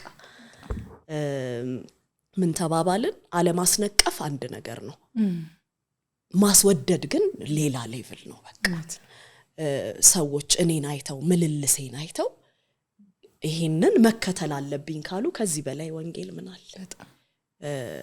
ማስወደድ በጣም የተሳናዘር ሌቭል እና እኔ በጣም የወደድኩት ጌታ እንዲረዳን የምጸልየው የጌታችንን ትምህርት ማስወደድ የምንችል ሰዎች እንድንሆን እግዚአብሔር እንዲረዳን ይሄ ጸሎቴም ሁልጊዜም ምኞቴም ሆኗልና ከምዕራፍ 2 ይሄንን በጥቂቱ ማለት እንችላለን። ወሰድንሽ? ወሰዳችሁብኝ። ግን ያው እኔ ደግሞ እግዚአብሔር የነካኝና ያስተማረኝ ነገር ደግሞ ምንድነው? የእግዚአብሔር ቃል በማንም ዘንድ እንዳይሰደብ የሚለው የመጽሐፍ ቅዱስ እዚህ ላይ ያለው ክፍል በጣም ገርሞኛል። በቃ ነክቶኛልም በጣም በእኔ ህይወት የእግዚአብሔር ቃል እየተሰደበ ነው ወይስ ኤርሚጌ እንዳለችው እየተወደደ ነው የሚለውን ነገር በጣም እንድፈትሽ በጣም አድርጎኛል። ከኤርሚ ጋርም ይሄንን ክፍል እሷ ነበረች ስታስጠናን የነበረውና ባሎቻቸውንና ልጆቻቸውን እንዲወዱ አስተምሯቸው። ለካ ሚስት ስለሆንኩኝ እናት ስለሆንኩኝ መውደድ ናቹራሊ የሚመጣ ነገር ሳይሆን የምማረውና የምሰለጥነው ነገር ነው። እና ትክክለኛ ትምህርት ውስጥ መውደድን መማር አለ። እግዚአብሔር መንፈስ መውደድን ትሬን ያደርገናል፣ ያለማመደናል። ልጆቼን እንዴት ነው የምወደው፣ ባሌን እንዴት ነው የምወደው የሚለውን ነገር ሰዎች እኔን አይተው የእግዚአብሔር ቃል እንዳይሰደብ ወይንም እንዲሰደብ ደግሞ ማስደረግም ይችላልውና በጣም መንፈስ ቅዱስ ይሄንን ለሐዋርያው ጳውሎስ ሲያጽፈው በጣም አሳዘነኝ። እግዚአብሔር እንዴት እንዳይሰደብ እንደፈለገ በጣም በቃ አዘንኩኝ። እኔ ክፍለ ሀገር ነው የተማርኩትና እኔ የተማርኩበት ትምህርት ቤት ውስጥ አባቴ ዳይሬክተር ነበረ እና እሱ እንዳይሰደብ ብዬ ማላረጋቸው ነገሮች ነበሩ። ብዙ ነገር ጓደኞቼ እያደረጉ እኔ ግን እሱ እንዳይሰደብ ማላረጋቸው ነገሮች አሉና አሁን እዚህ ጋር ሲመጣ ምንድነው መሬን የለቀቀኝ? ምንድነው እግዚአብሔር እንዲሰደብ እንደዚህ ሆንኩት? ሰዎች እኔን ሲያዩ እግዚአብሔርን ይወዱታል ወይንስ ቃሉን ይጠሉታል ወይስ ቃሉን ይሰድቡታል የሚለውን ነገር በጣም በህይወቴ ይሄቺ ክፍል በጣም ይዛኛለች። ከዛ ደግሞ ጸጋው ተገለጠ። በቃ እግዚአብሔር ጸጋ ተገለጠ። ከላይ በጣም ብዙ ነገሮች እናቶችን፣ እህቶችን፣ ወንድሞችን እያነሳ በጣም ሰልፍ ሄልፕ አይደለም የሚናገረው፣ ራሳችሁን እንዲያደርጉ አይደለም እያለ ያለው። ጸጋ ይረዳቸዋል፣ የሚያድን የሚያኖር የሚያስተምር ጸጋ አለ ይላልና በጣም ይሄ ክፍል በጣም ነክቶኛል። በቃ ጸጋ ተገለጠ፣ እግዚአብሔር ቃል እንዳይሰደብ የሚያደርግ ጸጋ በህይወታችን እንደተገለጠ ያሳያል። እዚህ ላይ ይብቃኝ። ጨርሳችሁብኛል። እንግዲህ ያላችሁትን በወንድ ድምፅ ልበለው እንጂ አዲስ ነገር ብዙ የሚጨምር አይመስለኝም። አንደኛው ይሄ መጀመሪያ ላይ ቲጂ ያነሳሽው ጤናማ ትምህርት የሚለው የመጽሐፌንም ርዕስ ያንን እንደላይ ያደረገኝ አንዱ ይሄ ምዕራፍ 2 ቁጥር 1 ላይ ያለው ሐሳብ ነው። አንተ ግን ከትክክለኛ ትምህርት ጋር ተስማሚ የሆነውን አስተምር ነው የሚለው። ጤናማ ትምህርት አስተምር። ጤናማ ትምህርት ጤናማ ቤተክርስቲያንና ማህበረሰብን ይፈጥራል። ስለዚህ አሁን ብልሽት ካለ ትምህርቱ ተበላሽቷል ማለት ነው። መድረኩ ላይ ብልሽት አለ ማለት ነው። ለውጥ እንዲመጣ ኑሯችን ጋር መድረኩ ላይ ትምህርቱ ጋር መስተካከል ያለበት ነገር አለ ማለት ነው። ስለዚህ አንደኛው ከዚህ ውስጥ የማየው ልቅድም ሊደርሺፕ ማተርስ ነው ያልነው። አሁን ካሪኩለም ማተርስ። ካሪኩለም ነው አሁን የሚያሳየን የትምህርት ቤተክርስቲያን ውስጥ ያሉት ሰርቪሶች ያሉት አገልግሎቶች ምን ያህል ሪሊ ደቀ መዛሙርት የሚያፈሩ ናቸው፣ ምን ያህል በእውነት ሰዎች እንደተጻፈው እንዲኖሩ የሚያግዙ ናቸው።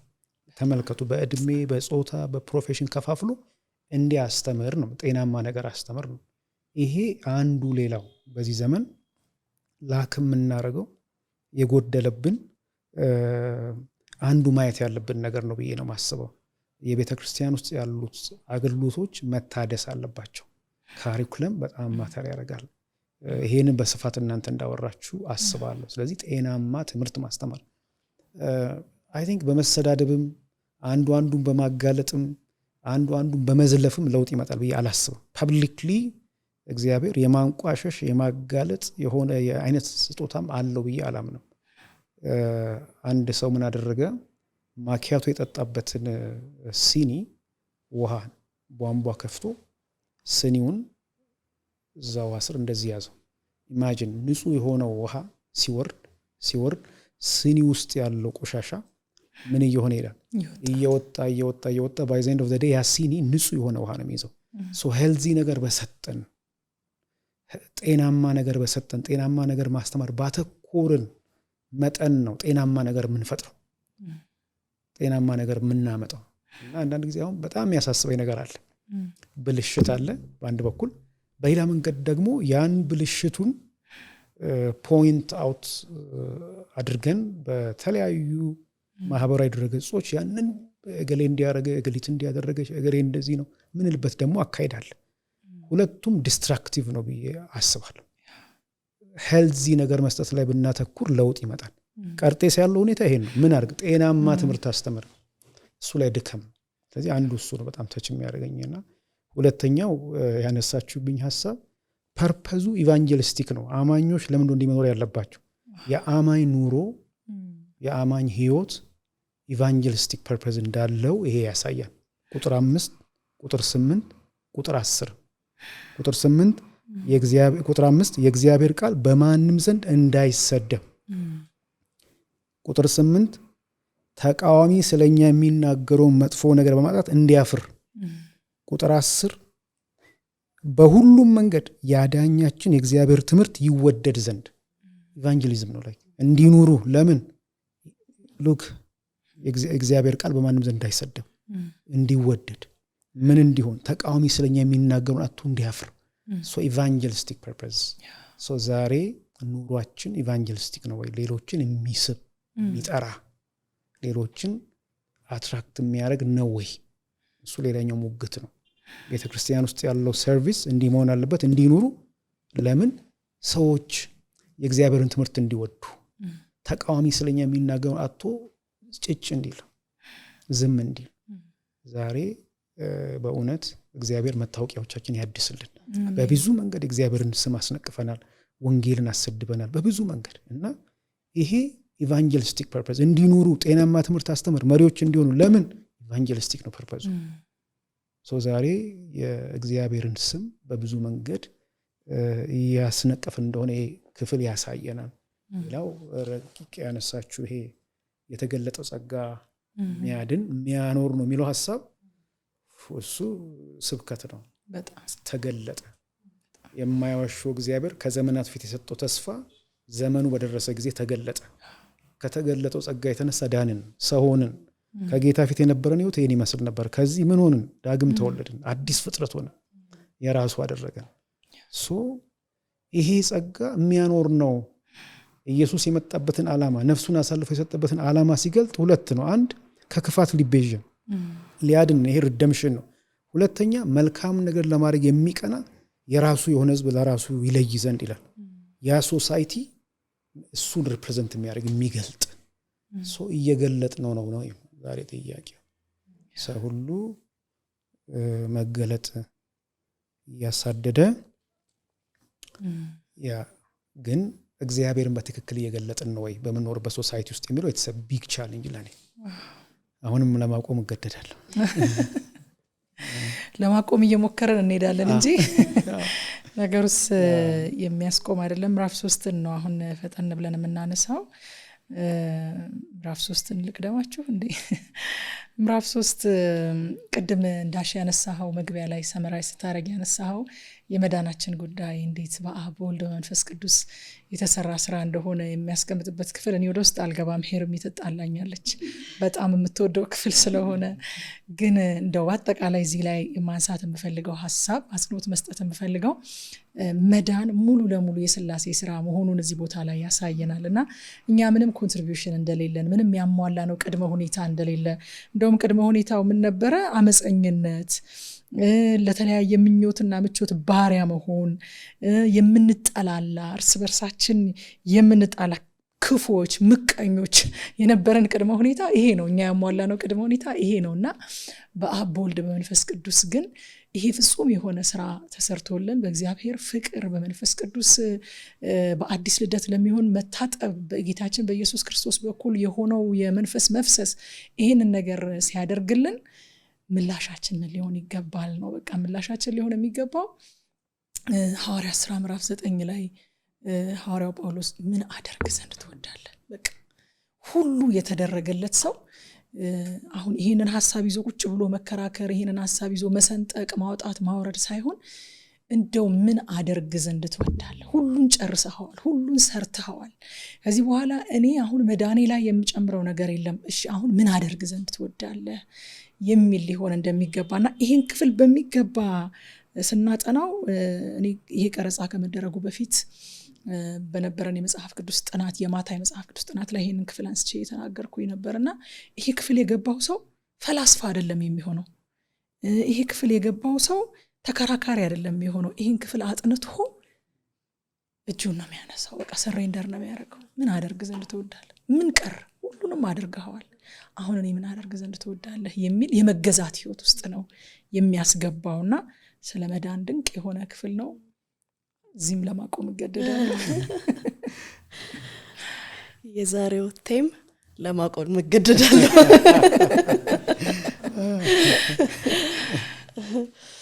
የሚለው ነው የሚሆነው። እንግዲህ ያው አለችብኝ ኦልሞስት እኮ እኔ ይሄንን እችኛዋን ክፍል እንዳሽዬ እንዴት በትግል መሰለህ ያገኘኋት። ሁሉንም የወሰዱብኝ ተቸግሬ በግድ ነበር ያገኘኋትና በጣም የምወደው ክፍል ነው። ምን ተባብለናል? ቅድም በጣም በሚገርም ሁኔታ ነው ሰመራይዝ ስታደርግ ያነሳልን ይሄን ክፍልና እንደዚህ ነበርን የሚለውን ማስተዋል ማለት በቃ ለሰው ልጅ ትልቅ ነገር ነው። በቃ ባለፈው ስናጠና ይሄን ክፍል ምን ብያቸዋለሁ? አንድ ሰባኪ ምን ይላል? በቃ ጌታ ላይ እንዳንዘባነን፣ ሰዎች ላይ እንትን እንዳንል በቃ የቀድሞ ፎቶዎቻችንን ማየት ብቻ በቂ ነው ይላል። እና በቃ እንደዚህ ነበርን እንደዚህ ነበርን። ከዛ ግን ነበርን ብሎ ይቺን ነገር ግን እንዴት እንደምወዳት በጣም ነው መወዳት። በቃ ነገር ግን ይህን ሁሉ የሚቀለብስ አንድ ነገር ተከሰተ። የአዳኛችን የእግዚአብሔር ቸርነትና ፍቅር እዛኛው ሰውን መውደዱ በተገለጠ ጊዜ የሚለው በቃ ስላደረግነው የጽድቅ ስራ ሳይሆን ከምህረቱ የተነሳ አዳነን። እኛ ምን አለን እውነት ብርቱ የሆነውን ነገር ያሳፍር ዘንድ የዓለሙን ደካማው እኮ ነው የመረጠው። በጣም ዕውቀት ያለውን ያሳፍር ዘንድ እኛ ሞኝ የሆነውን እኮ ነው የመረጠው። ዞር ብለን ባክግራውንዳችንን ብናይ የእግዚአብሔር መንግስት አካሄድ የእግዚአብሔር መንግስት ኳሊፊኬሽን እንደሚባል ኳሊፊኬሽን የሚመስለው የዓለም ደካማ የሆነውን ሞኝ የሆነውን እንደዚህ ናችሁ እያለን ነው በቃ ቃሉና እንደዚህ ነበርን። ግን የእግዚአብሔር ፍቅር ሰውን መውደዱ በተገለጠ ጊዜ ስላደረግነው የጽድቅ ስራ ሳይሆን በምህረቱ የተነሳ ከምህረቱ የተነሳ አዳነን። ለማቆም እገደዳለሁ።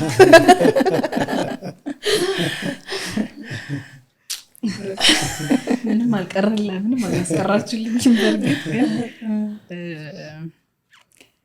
በይህንን ክፍል ስናጠና በጣም ሄርሜላ በጣም በእግዚአብሔር መንፈስ ተነክታኛንም በጣም ቃሉ የነካን ክፍል ነው ይሄ በጣም እና የት እንደነበርን አሁን ደግሞ የት እንዳለን ከዛ ሰዎችን ስናገለግል ደግሞ በዚህ ልብ የት እንደነበርን በማሰብ የቀደመው ኃጢአታችንን እያስታወስን እውሮች እንዳንሆንና እንደዛ ሲሆን የእግዚአብሔርን ርህራሄ እንረዳለን። አንደርስታንድ እናደርግ። እኔን ሰው ካረገኝ እግዚአብሔር ማንንም መቀየር ይችላል።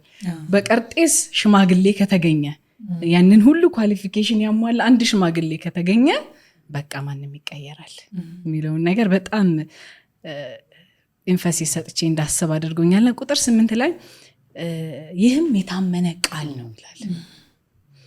በቃ የታመነ ቃል ነው፣ የማይዋሸው እግዚአብሔር የሰጠው የታመነ ቃል ነው። ከዛ ደግሞ ይህንን ደግሞ የሰጠን ደግሞ ምንድነው ያመኑቱ ለመልካም ነገር እንዲበረቱ በቃ ለመልካም ነገር ራሳቸውን አሳልፈው እንዲሰጡ። እሺ አምነናል። እሺ አሁን ማመናችን ደግሞ በስራ መገለጥ አለበት፣ ልዩነት መኖር አለበት አይደለ? መመሳሰል የለብንም። ቀርጤስ ካሉ ውጪ ካሉ ሰዎች ጋር ውስጥ በክርስቶስ ኢየሱስ አምነው የዳኑት ሰዎች አንድ አይነት የህይወት ምልልስ ካለ በጣም ችግር ነው። በእኛም ህይወት እንደዛ ድነናል፣ ግን ደግሞ በስራችን ደግሞ መዳናችን መገለጥ አለበት። እንዲያም ቲቶን ስናጠና አንድ ተደጋጋሚ ቃል አለች አይደለ? መልካም ነገርን ለማድረግ ተብላ ከ7 ጊዜ በላይ ተጠቀሰች ቃል አለችና ይሄ ሁሉ ነገር የሆነው ጸጋው የተሰጠን በሙሉ መልካም ነገርን ለሌሎች እንድናደርግ ነው። ስለዚህ ያመነው እምነት በስራ መገለጥ አለበት የሚለውን ክፍል በጣም ቲጂ ያዕቆብ መልእክት ላይ ሄደን በስፋት አጥንተነዋልና በጣም አካሄዳችንን እንድንመረምር እንዴት ነው ኑሮዬ ሌሎችን እያነጸ ነው ወይስ እየተሰደበ ነው የሚለውን ነገር በጣም እንድመረምር አድርጎኛል። በዚህ ሁሉ ውስጥ ግን ይህ ቃል የታመነ ነው፣ ሊቀይረን ሊለውጠን ይህ ቃል የታመነ ነው። በቃ ለማቆም እንገደዳለን።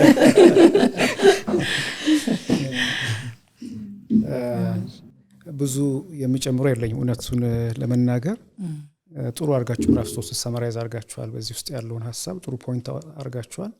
ስለዚህ ምናልባት ይሄ መልካም ማድረግ የሚለው ሀሳብ ይሄ ምዕራፍ 2 አማኞች ላይ ሲያተኩር፣ ቤተክርስቲያን ውስጥ ሲያተኩር፣ ምዕራፍ 3 ደግሞ አማኞች በሶሳይቲ ውስጥ በማህበረሰብ ውስጥ ሊኖራቸው ስለሚገባው ምልልስ በተለይ በጣም ጎልቶ የሚወጣው ቅድም ረቂቅም እንዳለችው ወደ 5-6 ጊዜ አካባቢ መልካም ማድረግ የሚለው ሀሳብ በጣም ጎልቶ ይወጣል። አንዱ የደብዳቤ ዋና ቲም ነው እሱ፣ በጎ ማድረግ፣ መልካም ማድረግ። ቁጥር 8 አንብበዋለች።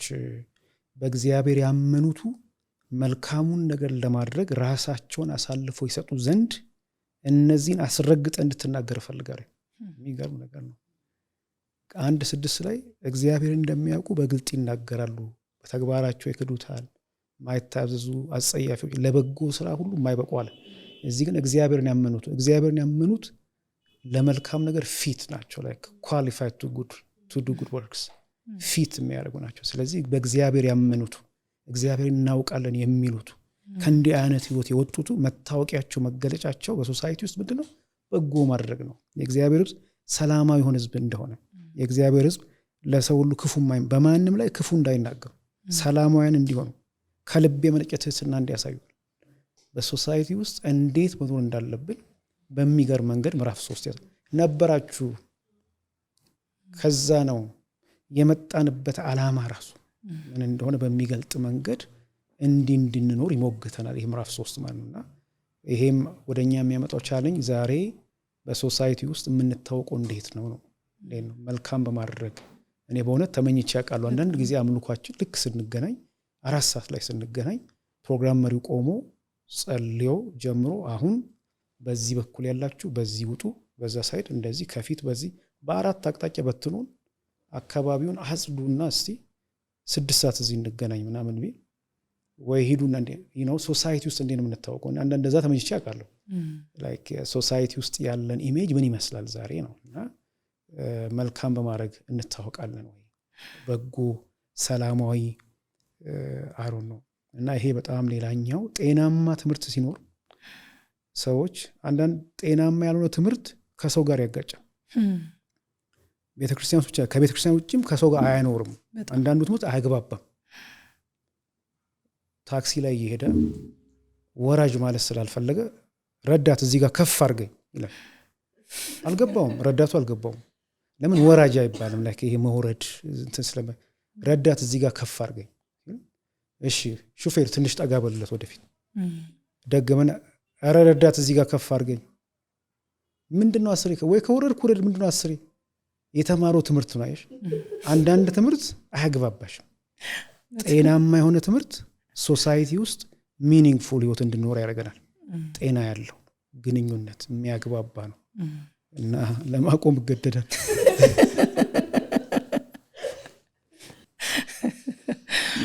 አንድ ኳየር ውስጥ የሚያገለግል ወንድም ከፖሊስ ጣቢያ አስደወለልንና ታስሮ ልንጎበኘው ሄድንና ምን ሆኖ የታሰረው? ኳየር ውስጥ የሚያገለግል ልጅ ነው። ምን ሆኖ የታሰረው ብለን ስንል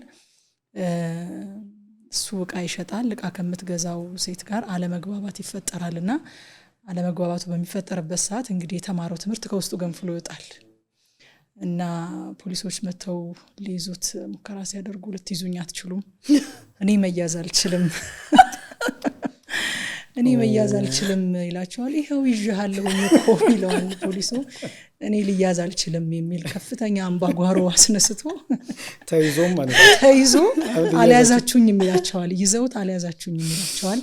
እኔ ልያዝ አልችልም፣ እውነተኛ ማንነቴን አልያዛችሁትም ይላቸዋልና በኋላ ፍርድ ቤት ቀርቦ ቤተሰቦቹ በቅርብ ስላልነበሩ ነው እኛን አስጠርቶን እኛ ሄደን የነበርነውና ፍርድ ቤት ውስጥ ክሱን የሚያነበው ፖሊስ ይሄንን ሲያነበው እንዴት እንዳፈርኩኝ በእውነት እንዴት እንደተሳቀቅኩኝ የጌታ ስም እንዴት እንደሚታሰብ ክርስትና እንዴት እንደሚታሰብ የእግዚአብሔር ቃል እንዴት እንደሚታሰብ እያሰብኩኝ ምክንያቱም በመሃል ኢየሱስ እያለ ነው ኢየሱስን ስም እያነሳ ነው እንደዛ የሚለው በቃ እኔ በጌታ በኢየሱስ ስም እኔ ልያዝ አልችልም በጌታ በኢየሱስ አልያዝከኝ የሚለው ፖሊሱ ይዞታል ኦሬዲ ይዞት እየሄደ ነው እና አላስፈላጊ ውስጥ ገብቶ ያ ክስ ደግሞ ተጽፎ እንደዚህ ስላለ እንደዚህ ፖሊስ ይዞት የህግ አስከባሪ ይዞት እያለ አልያዝከኝም በኢየሱስ ስም በማለት እያለ ክሱን የሚያነበው ሰው ሲያነብ በቃ እንዴት ስለ ጌታ ስም እንዴት እንደተሳቀቀን አስታውሳለሁና የምንማረው ትምህርት ነው የትም ቦታ ገንፍሎ ወጥቶ የሚያግባባንም የማያግባባንምና እንደው እኔም እዚህ ላይ ለማቆም ልገደድና ይሄ የምንማረውን ትምህርት ካልቀየርን እንግዲህ ኑሯችን አይቀየርም። ኢቨን አመራር ራሱ የሚቀየረው ትምህርት ሲቀየር ነው። መሪዎች የሚቀየሩት ሰዎችም ደግሞ ትክክለኛ መሪ መምረጥ የሚችሉት እውነተኛ ትምህርት ሲገባቸው ነውና እነዚህ መጽሐፍ ቅዱሶች ይሄ ሴቲንግ እንዴት ይመለስ? እስኪ ወደ አፕሊኬሽን እንምጣ። እንዴት ይመለስ? እንዳሽ በዚህ ላይ በጣም ትልቅ ሸክም እንዳለ አውቃለሁ። ብዙ ለውጥም ደግሞ ጌታ ረድቶ እንዳመጣ አውቃለሁ። እኔም ምስክር ነኝ። እኔና ቤቴ ራሱ ተጠቅመናል።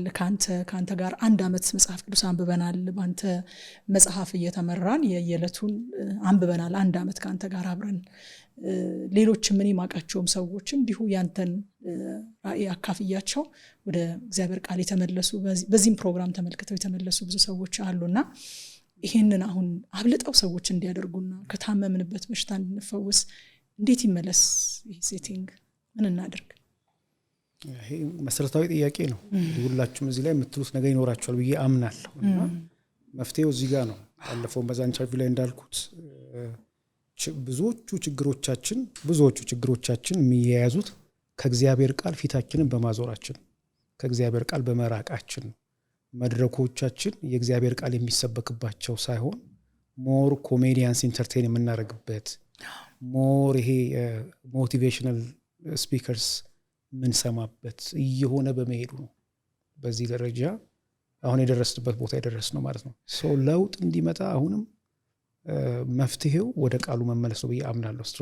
ስትሮንግሊ ወደ ቃሉ መመለስ ነው። ይሄ እንደ ቤተክርስቲያን የቤተክርስቲያን መሪዎች መድረኩን መጠበቅ አለባቸው ብዬ አምናለሁ። ወደ መድረኩ የሚያመጡትን ሰዎች ማወቅ አለባቸው ብዬ አምናለሁ። እንደ ቸርች ውስጥ ያሉትን ፕሮግራሞቹ ሪቫይዝ ማድረግ፣ ምን ያህል ፕሮግራሞቹ በትክክል ልክ እዚህ ቲቶ ላይ እንደምናየው ማለት ነው ምን ያህል ሰዎችን ዲሳይፕልስ ያደርጋሉ፣ ደቀ መዛሙርት ያደርጋሉ። ፕሮግራሞቹ ሪቫይዝ መደረግ አለባቸው። እስካሁን የነበረን ስንከተል የነበረው ነገር ያፈራው ይሄንን ነው። አሁን የደረስንበት ቦታ እንድንደርስ ያደረገን አንዳንድ እኮ አንድ ፓስተር እንደዚህ ብሎኛል፣ የፈውስ ፕሮግራም ጀመርኩ እኮ እንዲህ አለ እና እንዴት ስለው በቃ ቁጭ እንቅልፍ የለኝም ማለት አልተኛም። ለምን ቁልፍ የምላቸው ሰዎች እያጣው ነው እየሄዱብኝ ነው። እና ተኝቼ ስገላበት ሳስብ ምንድነው ያሰብኩት ለምንድነው የሚሄዱት ብዬ ስጠይቃል የፈውስ የተአምራት የምን ፍለጋ ነው የሚሄዱት? እዛ ከሚሄዱ እዚሁ ጀምሬ ለምን አላስቀራቸውም ምናምን ብዬ በቃ ጀመርኩ ምናምን በዚህ ቀን አለ። በጣም ይገርም። አንዳንዱ ቸርች ውስጥ ያሉ ሰርቪስስ ሌላ ቦታ ስላለ ምን ጀምረው የሆነ ሞቲቭ ራሱ ጤናማ አይደለም። ሶ ዊ ሃቭ ቱ ሪቫይዝ ቸርች ውስጥ በትክክል መድረኮቻችን እግዚአብሔር ቃል የሚሰበክባቸው እንዲሆኑ ማድረግ ይጠበቅብናል። ከቸርች ከተነሳን ማለት መድረኩ ከተፈወሰ መድረኩ ላይ የሚቆሙ ሰዎች ቃሉን የሚወዱ በትክክል ቃሉን የሚሰብኩ ከሆነ ህዝብ የመሪዎቹ የአገልጋዮቹን ኑሮ ሪፍሌክት የሚያደርገው።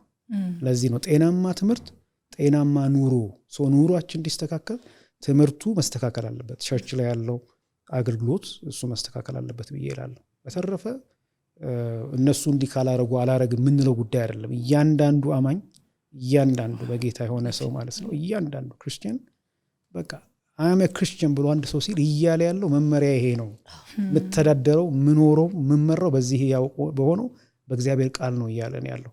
ስለዚህ ይሄን ኢንካሬጅ እናደርጋለን። በእውነት አንዲት እህት ስታወራኝ ነበር እና በዚህ 365 ላይ ተዋወቅን። በዛ በጣም ብዙ ትልቅ ሙቭመንት አገር ውስጥም ከሀገር ውጭም በጣም ብዙ ሰዎች ቲጂ ቅድም እንዳልሹ በዛ መሰረት መጽሐፍ ቅዱስን እያነበቡ ብዙ ምስክርነቶች አሉ፣ በጣም ብዙ ምስክርነቶች እና ምን ዲሳይድ እንዳደረኩ ታውቃለህ? እና ወደ መኝታ ቤት ስገባ ስልኬን ይዤ አልገባም። በቃ ታች ትቼው ነው የሚሄደው። ስነቃም የመጀመሪያው ማየው አጠገቤ መጽሐፍ ቅዱስ ነው። ስተኛም አንብቤ የምተኛው መጽሐፍ ቅዱስ ነው። እንዲህ አይነት ዲሲሽን ያስፈልጋል። እያንዳንዱ በግሉ መወሰን አለበት። የውሳኔ ጉዳይ እንጂ ጊዜያተን አይደለም። የመሰጠት ፕራዮሪቲ የመስጠት የዲሲፕሊን ጉዳይ እንጂ ስልካችን ላይ ያለ በኦዲዮ መስማት እንችላለን፣ በእንትን ከፍተል ስልካችን ላይ ማንበብ እንችላለን።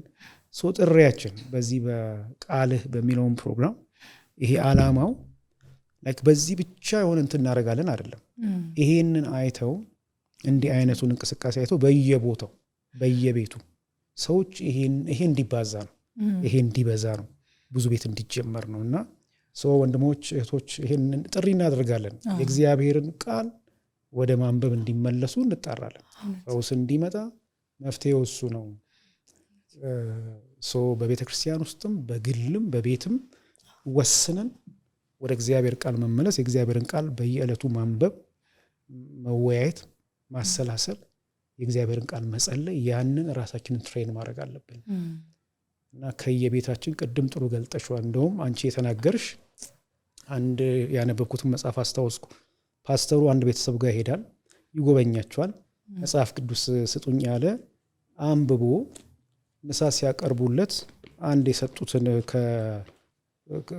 እንዲበላበት ከሰጡት ሹካዎች ውስጥ አንዱን ወስዶ መጽሐፍ ቅዱስ ውስጥ ደብቆ ያው መጽሐፉን ከሰበከ በኋላ ይሰጣቸዋል። በኋላ ያው መጽሐፉን ቁጭ ያደረጉ ምሳ ከበሉ በኋላ ሲሰበስቡ አንድ ሹካ ጠፍቷል እና ያዝናሉ። ፓስተሩ ሹካውን ይዞ ሄደን የመሰላቸው ሲያጡት በጣም አዘኑ። ኔክስት ዊክ ቸርች ቀሩ፣ አልሄዱም። እንዴት ሰርቆ ኪሱ ውስጥ ከቶ ሄደ ብሎ ነው ያሰቡት እነሱ። አንድ ሳምንት ሲቀሩ ገባው እሱ። ነገሩ ስለገባው ምን ነው ጠፋችሁ እስከዚህ መሆኑበት ቤታቸው ሄደ። ድንገት ሲሄድ ምን ሆናችሁ ነው ሲላቸው አይ ፓስተር በቃ አሁን መናገር አለብን፣ ላስት ታይም አንተ ከመጣ ጊዜ ጀምሮ እንዲህ ጠፍቶብናል ምናምን፣ እስቲ መጽሐፍ ቅዱስ አምጡ፣ ይህንን እንትን ክፈቱ። ሲከፍቱት እዛው ቁጭ ብሏል መጽሐፍ ቅዱስ ውስጥ። ምንድነው የሚነግረን? ሞራል ኦፍ ዘ ስቶሪ መጽሐፍ ቅዱሱ ፓስተሩ ሲመጣ ነው የሚከፈተው እንጂ ከፍቶ አያዩትም። በየቀኑ የሚያነቡ ቢሆኑ ኖሮ ጠፋ ብሎ አይሉም ነበር። ሂ ዋንት ቱ ቼክ ያነባሉ ወይ መጽሐፍ ቅዱስን በየዕለቱ የሚለውን ቼክ ማድረግ ነው የፈለገው። ስለዚህ ሲሰጡት ቁጭ ብሏል ሽኩ እና ትልቅ ሌሰን ሰጣቸው። ዛሬም መጽሐፍ ቅዱሳችን ውስጥ እንደውም እኮ አንዳንድ ነገር እንዳይገኝ ከፈለክ ምን ውስጥ ደብቅ ይባላል። እንደሱ ሆኗልና ይሄ መለወጥ አለበት ብዬ እላለሁ። እናንተም ትሉትን ነገር ሰዎች ወደ እግዚአብሔር ቃል እንዲመለሱ ያላችሁን ኢንካሬጅመንት። ያው ቅድም እንዳልኩት አገልጋዮችን አንደኛ በቃ አገልጋዮችን ማስጨነቅም የለብንም። አሁን ብዙ ጊዜ እኛ እንወቅሳለን እንጂ በሌላው ሃይማኖት ያሉ ሰዎች በቃ እዛ ቤተክርስቲያን ሲሄዱ ነው የሚባሉትን ብቻ የሚሰሙት ብለን ወቃሾች ነን ብዙ ጊዜ እኛ ራሳችንን ስናይ ማለት ነውና እኛ ጋር ግን የለም መጽሐፍ ቅዱስን ቤቱ የሚያነብ የለም። እሁድ እስከምንሄድ ድረስ ወይ ቤተክርስቲያን ያሉ ፕሮግራሞች ቋሚ ፕሮግራሞች ላይ ሄደን እስክንካፈልና ከፓስተሮች ከአገልጋዮች እስከምንሰማ ድረስ ቃሉ ቤታችን አይከፈትምና በቃ እያንዳንዳችን ወደ ግላችን ነው ማየት ያለብን። ለዚህ መፍትሄው ምንድነው? ለማንበብ መፍትሄው ማንበብ መጀመር ነው። አንድ መጽሐፍ ሳነብ ምን ይላል? አንዳንድ ኢምፖርታንት ናቸው የምንላቸውን ሀቢቶች the simplest thing to do in our life ማድረግ እንችላለን። ሲምፕል ማድረግ በቃ ሴት ማድረግ ቅድም እንዳለው በቃ ማታ ሳላነብ አልተኛም፣ ጠዋት ሳላነብ አልወጣም የሚል በቃ ሀቢት ማድረግ መነሳት ማለት ነውና የሆነ መንፈስ ቅዱስ መጥቶ የሆነ ነገር ተብለን አንቀጥቅጦን የሆነ ነገር አድርገን አይደለም መጽሐፍ ቅዱስ ማንበብ የምንጀምረው። ማንበብ ስንጀምር ነው ማንበብ የምንጀምረው ሀቢታችን ስናደርገው ማለት ነውና ከመጠቆም አያስተምሩንም ወደ ማለት ከመሄድ ክርስቲያን ከሆነን በቃ ወደ ቃሉ መመለስ አለብን፣ ቃሉን ማንሳት አለብንና በቤቶቻችን እነዚህ ይሄ መጽሐፍ ቅዱስ ሊነሳ ያስፈልጋል። አንዳንድ ሰዎች በቃ ሳነበው አይገባኝም እንቅልፌ ይመጣል በሚል በቃ እየሸሹት ይመጣሉና ከሰዎች መገለጥን ከሆነች ከሚያቋት ጥቅስ መገለጥን በመጠበቅ ብቻ በዛ ዲፔንደንት ይሆናሉና ግን በቃ ከቃሉ አለመሸሽ ቀስ እያለ ይገባናል። ማንበብ ስንጀምር ነው መገለጥ የሚመጣው መረዳት የሚመጣውና ያንን ባለ መፍራት ሀቢታችን ለማድረግ መነሳት ነው ያለብንና ግዴታ ነው። በቃ ክርስቲያን ማንበብ አለበት፣ ግዴታ ነው። እንዳሽየን ሁሉ ጊዜ እኔ ባርከዋለሁኝ። በዚህ በ365 ቀን ነው እኔም ለመጀመሪያ ጊዜ መጽሐፍ ቅዱሴን አንብቤ የጨረስኩት። አንዳንድ ጊዜ ምስክርነት ነግረዋለሁኝ፣ ኦዲዮ እየሰማሁኝ ነው መኪና ላይ እለዋለሁኝ። ትምህርት ቤት እየሄድኩኝ የነበረበት ጊዜ ላይ አንዱን አመት 2 አመት ነው አብረን የጨረስነውና ትምህርት ቤት እየሄድኩኝ ጠዋት መነሳት ኖሮብኝ ትምህርት ቤት መሄድ ያለብኝ ጊዜ ላይ መኪናዬ ላይ ኦዲዮን እየሰማሁኝ ሄዳለሁኝና አሁን በቃ ከየት ላምጣው አትልም ይላል አይደል? ቃሉ ራሱ ቃሉ ቀርቦልናል፣ በልብህ ነው፣ አጠገባችን ነው ያለው። እንዲያውም እንደዚህ ዘመን ቃሉን ማንበብ በጣም በቃ እግዚአብሔር ቅርብ ያደረገልን ጊዜ፣ እንደዚህ ዘመን በቴክኖሎጂ የታገዝንበት ጊዜ የለም። ብዙ ሙቭመንቶች እየተነሱ ነው። ዘንድሮ ከቲጂዬ ጋር እያጠናን ነው እያነበብን ያለ ነው። በቃ ሰዎች በተለያየ አቅጣጫ እየተነሱ ነው ወደ ቃሉ መመለስ በተለያየ አቅጣጫ እየተመለሰልን ነው ያለውና ኦዲዮ እየከፈትን እያነበብን መሄድ በጣም ቅርብ ነው። በቃ መነሳት ነው ያለብን።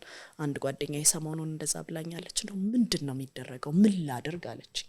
በቃ መነሳት ማንበብ ነው። ለማንበብ ማንበብ ነው የሚያስፈልገው። ማንበብ መጀመር ነው የሚያስፈልገውና ሩቅ አይደለም የእግዚአብሔር ቃል። ትንቢት ሁሉ ይመረመራል አይደል? ሁሉ ይመረመራል ይላል። የማይመረመረው የእግዚአብሔር ቃል ነው። አሁን በጣም ብዙ ነገሮችን የእግዚአብሔር ሕዝብ መመርመር ያቃተው፣ ከብዙ ነገሮች መራቅ ያቃተው፣ ትምህርቶች በጣም እንደዚህ የሚያስቅ ስቶሪ እስከሚኖረን ያክል የቀለበሰን ለምንድን ነው? የግላችን ንባብ ስለሌለን ነውና የማይመረመረውን የሁሉ ግን ሚዛን የሆነውን ቃሉን ማንሳት አለብን እንደ ክርስቲያኖችና እግዚአብሔር ወደ ቃሉ ይመልሰን። እግዚአብሔር ጸጋውን አትረፍርፎ ሰጥቶናል። በዚህ ጊዜ በጣም ጸጋ በስቶልናል። ያንን ጸጋ አቬሌብል የሆነውን የእግዚአብሔርን ጸጋ ደግሞ መጠቀም እንድንችል እግዚአብሔር ይርዳን፣ ማንሳት እንድንችል ማለት ነውና ይሄንን ነው የሚለው። አሜን። ያው የኔም ሐሳብ ከናንተ የተለየ አይደለም፣ ግን እግዚአብሔር አሁን ላይ ያስነሳ ያለውን የሰው ወደ ቃሉ የመመለስ ጥማትም ተናግሬ ማለፍ ስለምፈልግ ነው። እግዚአብሔር ዘመን ሰጠን። አሁን ላይ ዘመን ሰጥቶናልና ሰዎች ወደ እግዚአብሔር ቃል እየተመለሱ ነው ያሉት። እግዚአብሔር ይመስገን። ስለዚህ እግዚአብሔር ይመስገን። ቃሉን ይወዳል። የእግዚአብሔር ሕዝብ ቃሉን ይወዳል። መሪና አስተማሪ ነበር የጠፋው እውነት ለመናገር። ይሄንን የማውቀው በምንድነው? በጀመርነው በእኛ ሚኒስትሪ በጀመርነው የመጽሐፍ ቅዱስ ንባብ ከዓመት እስከ ዓመት መስከረም 1 ነው የተጀመረውና ሁሉ ጊዜም 5 የሕግ መጽሐፍት ሲነበቡ ከ400 እስከ 500 ሰው ቁጭ ብሎ እየተነበበና ቃሉን እየተካፈለ እንደሆነ ሳይ በጣም እግዚአብሔርን አመሰግነዋለሁ። በጣም በዚህ የእግዚአብሔር ቃል እንዲህ ብርቅ በሆነበት ዘመን 500 ሰው ቁጭ ብሎ የእግዚአብሔርን ቃል መስማቱ የእግዚአብሔር ሕዝብ ምን ያህል ጥማት ላይ እንዳለ ያሳየኛል። ለኔ መሪና ፓተርን የሚያሳይ ሰው እንደጠፋም ይገባኛል። ምክንያቱም እኔ ጌታን በተቀበልኩበት ጊዜ መጽሐፍ ቅዱስን ሳነበው ብዙ አይገባኝም ነበር።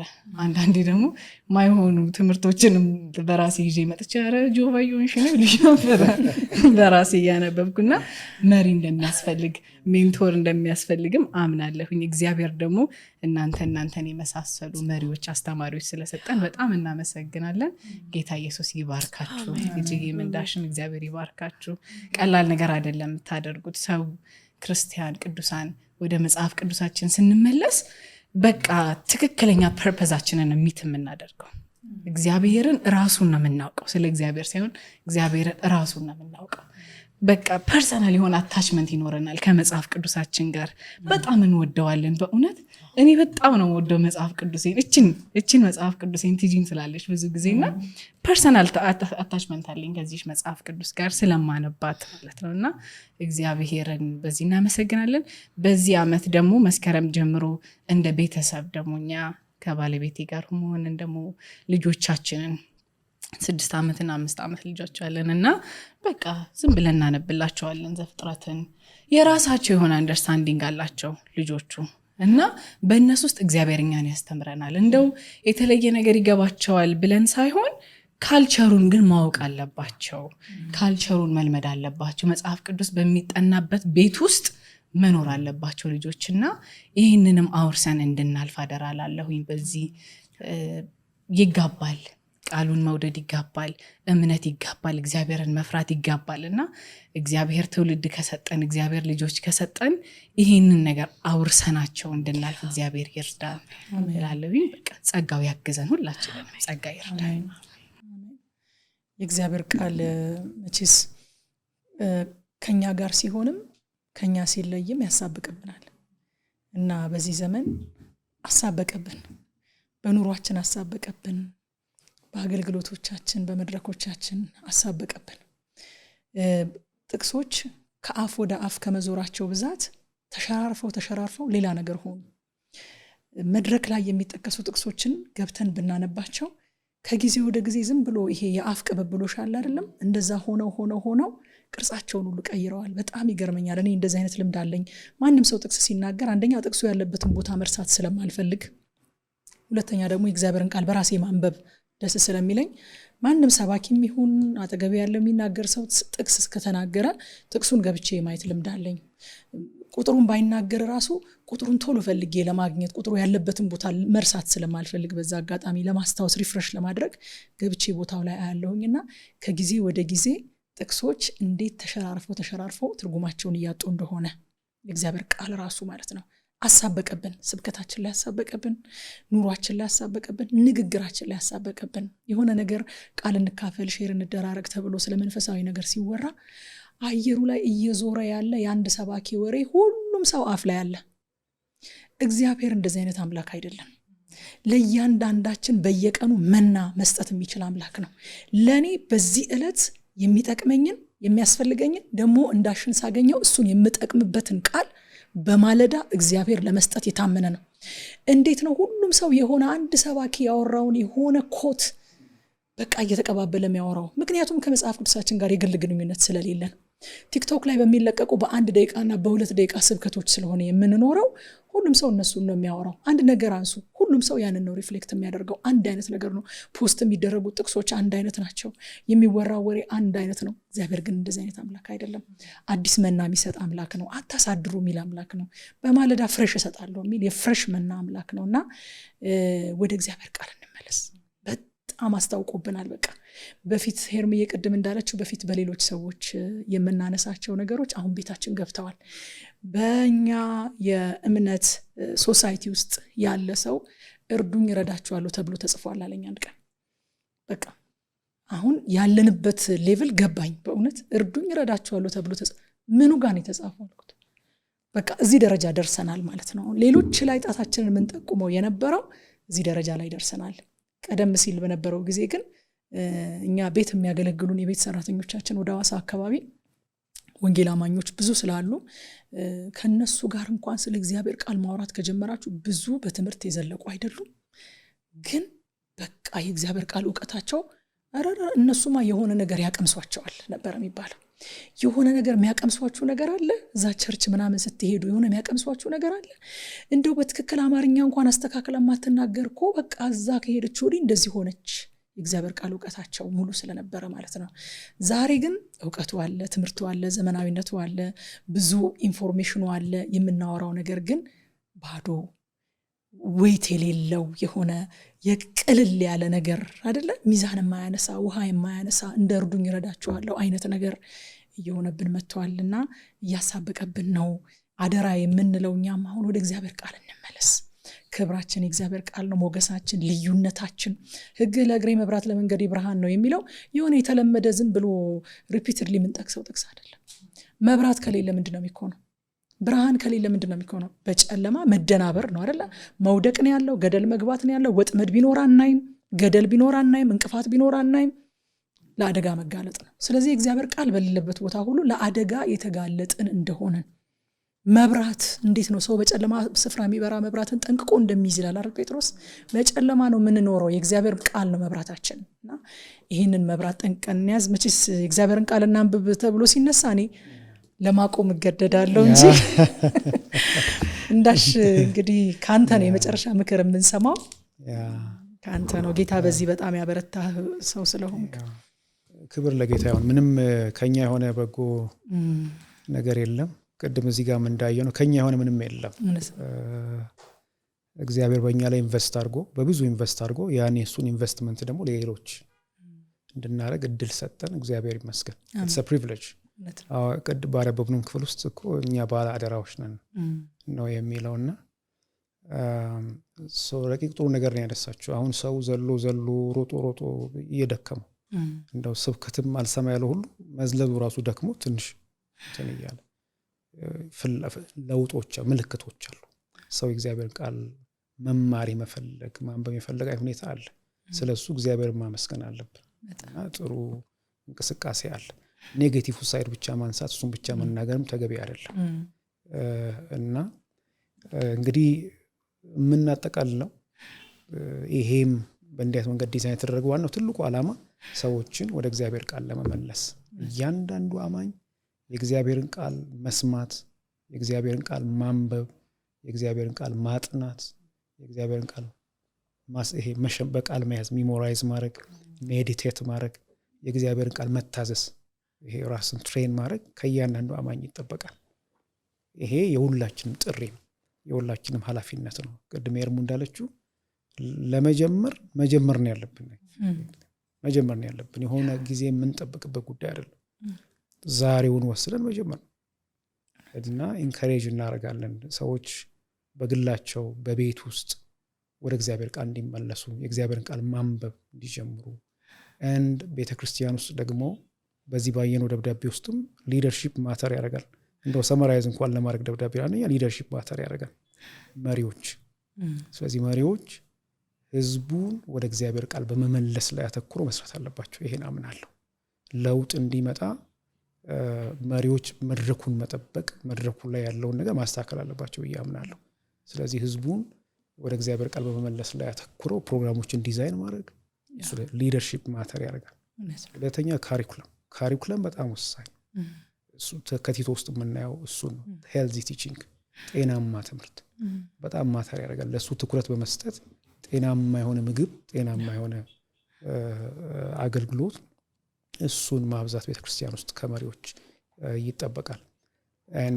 ሌሎቹም ልክ እንዲያል ከደብዳቤ ማውጣት እንችላለን። ግን መጠቀለል የምንፈልገው ጥሪ በማድረግ ነው። ምን አይነት ጥሪ? ወደ እግዚአብሔር ቃል እንመለስ የሚል ጥሪ ማለት ነው። ቃሉን ዋናችን እናድርግ። የእግዚአብሔር ቃል አይዶን ነው። መጽሐፍ ቅዱስን ስትከፍት ይላል አንድ ጽሑፍ ላይ እግዚአብሔር መናገር ይጀምራል። ይሄ የእግዚአብሔር ቃል ነው። when you open your bible God opens his mouth ይላል። እግዚአብሔር መናገር ይጀምራል ይላል። እና ኢቭን ሌላ ጽሑፍ ላይ ለቤት ቅርብ ወደሆነ ቤተክርስቲያን አትሂድ፣ ለእግዚአብሔር ቃል ቅርብ ወደሆነች ቤተክርስቲያን ሂድ ይላል። የእግዚአብሔር ቃል ወደምታስተምር ይሄ በጣም ኢምፖርታንት። የእግዚአብሔር ቃል እኛ እንዳቀለል ነው አይደለም። የእግዚአብሔር ቃል ፓወርፉል፣ ይቀድሳል፣ ይለያል፣ ይሰራል፣ ያጽቅድም ብለናል። የእግዚአብሔር ቃል ብዙ ተለምዷል። አሁን መዝሙር 1905 ላይ ያለው ጥቅስ ስለተለመደ ቀላል። የእግዚአብሔር ቃል የሌለው ሰው በጨለማ ውስጥ ነው ለመሄድ እየሞከረ ያለው። በጨለማ ውስጥ ለመራመድ የሆነ ቦታ ለመድረስ እየሞከረ ያለው የእግዚአብሔር ቃል ነው አይደል? ላይክ ሶ ይሄን ጥሪ እናደርጋለን። ወደ እግዚአብሔር ቃል የምንመለስበት ዘመን ይሁንልን። በግል እንደ ቤተሰብ እንደ ቤተ ክርስቲያን ዋናውን ዋና አድርገን መታወቂያችን ታድሶ የቃሉ ሕዝብ የምንባልበት ዘመን ይሁንልን። እግዚአብሔር ይባርካችሁ። አይ ሪሊ አፕሪሺየት እናንተን በዚህም ፕላትፎርም ቃል በሚለው በዚህ መጽሐፍ ቅዱስን በጋራ እንዲያጠናችሁ ስለሆነ ሌሎችም እንዲያጠኑ ምሳሌ የሆናችሁ ብዙዎችን ኢንካሬጅ ያደረጋችሁ ስለሆነ አፕሪሺየት ላደርጋችሁ እወዳለሁ።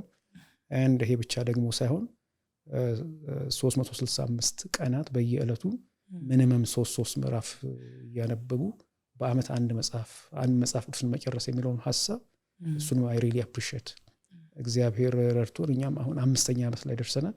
ሶ ይሄ ሙቭመንት ኢትስ አ ፕላስ እና እሱንም ኢንካሬጅ ማድረግ አንድ ትልቅ ስራ ነው፣ ትልቅ ሙቭመንት ነው። በርቱ ለማለት ወዳለው እግዚአብሔር ክብሩን ይውሰድ። ጌታ ይባርካችሁ። በድጋሚ እንግዳችሁ ስላደረጋችሁኝ ጌታ ይባርካችሁ።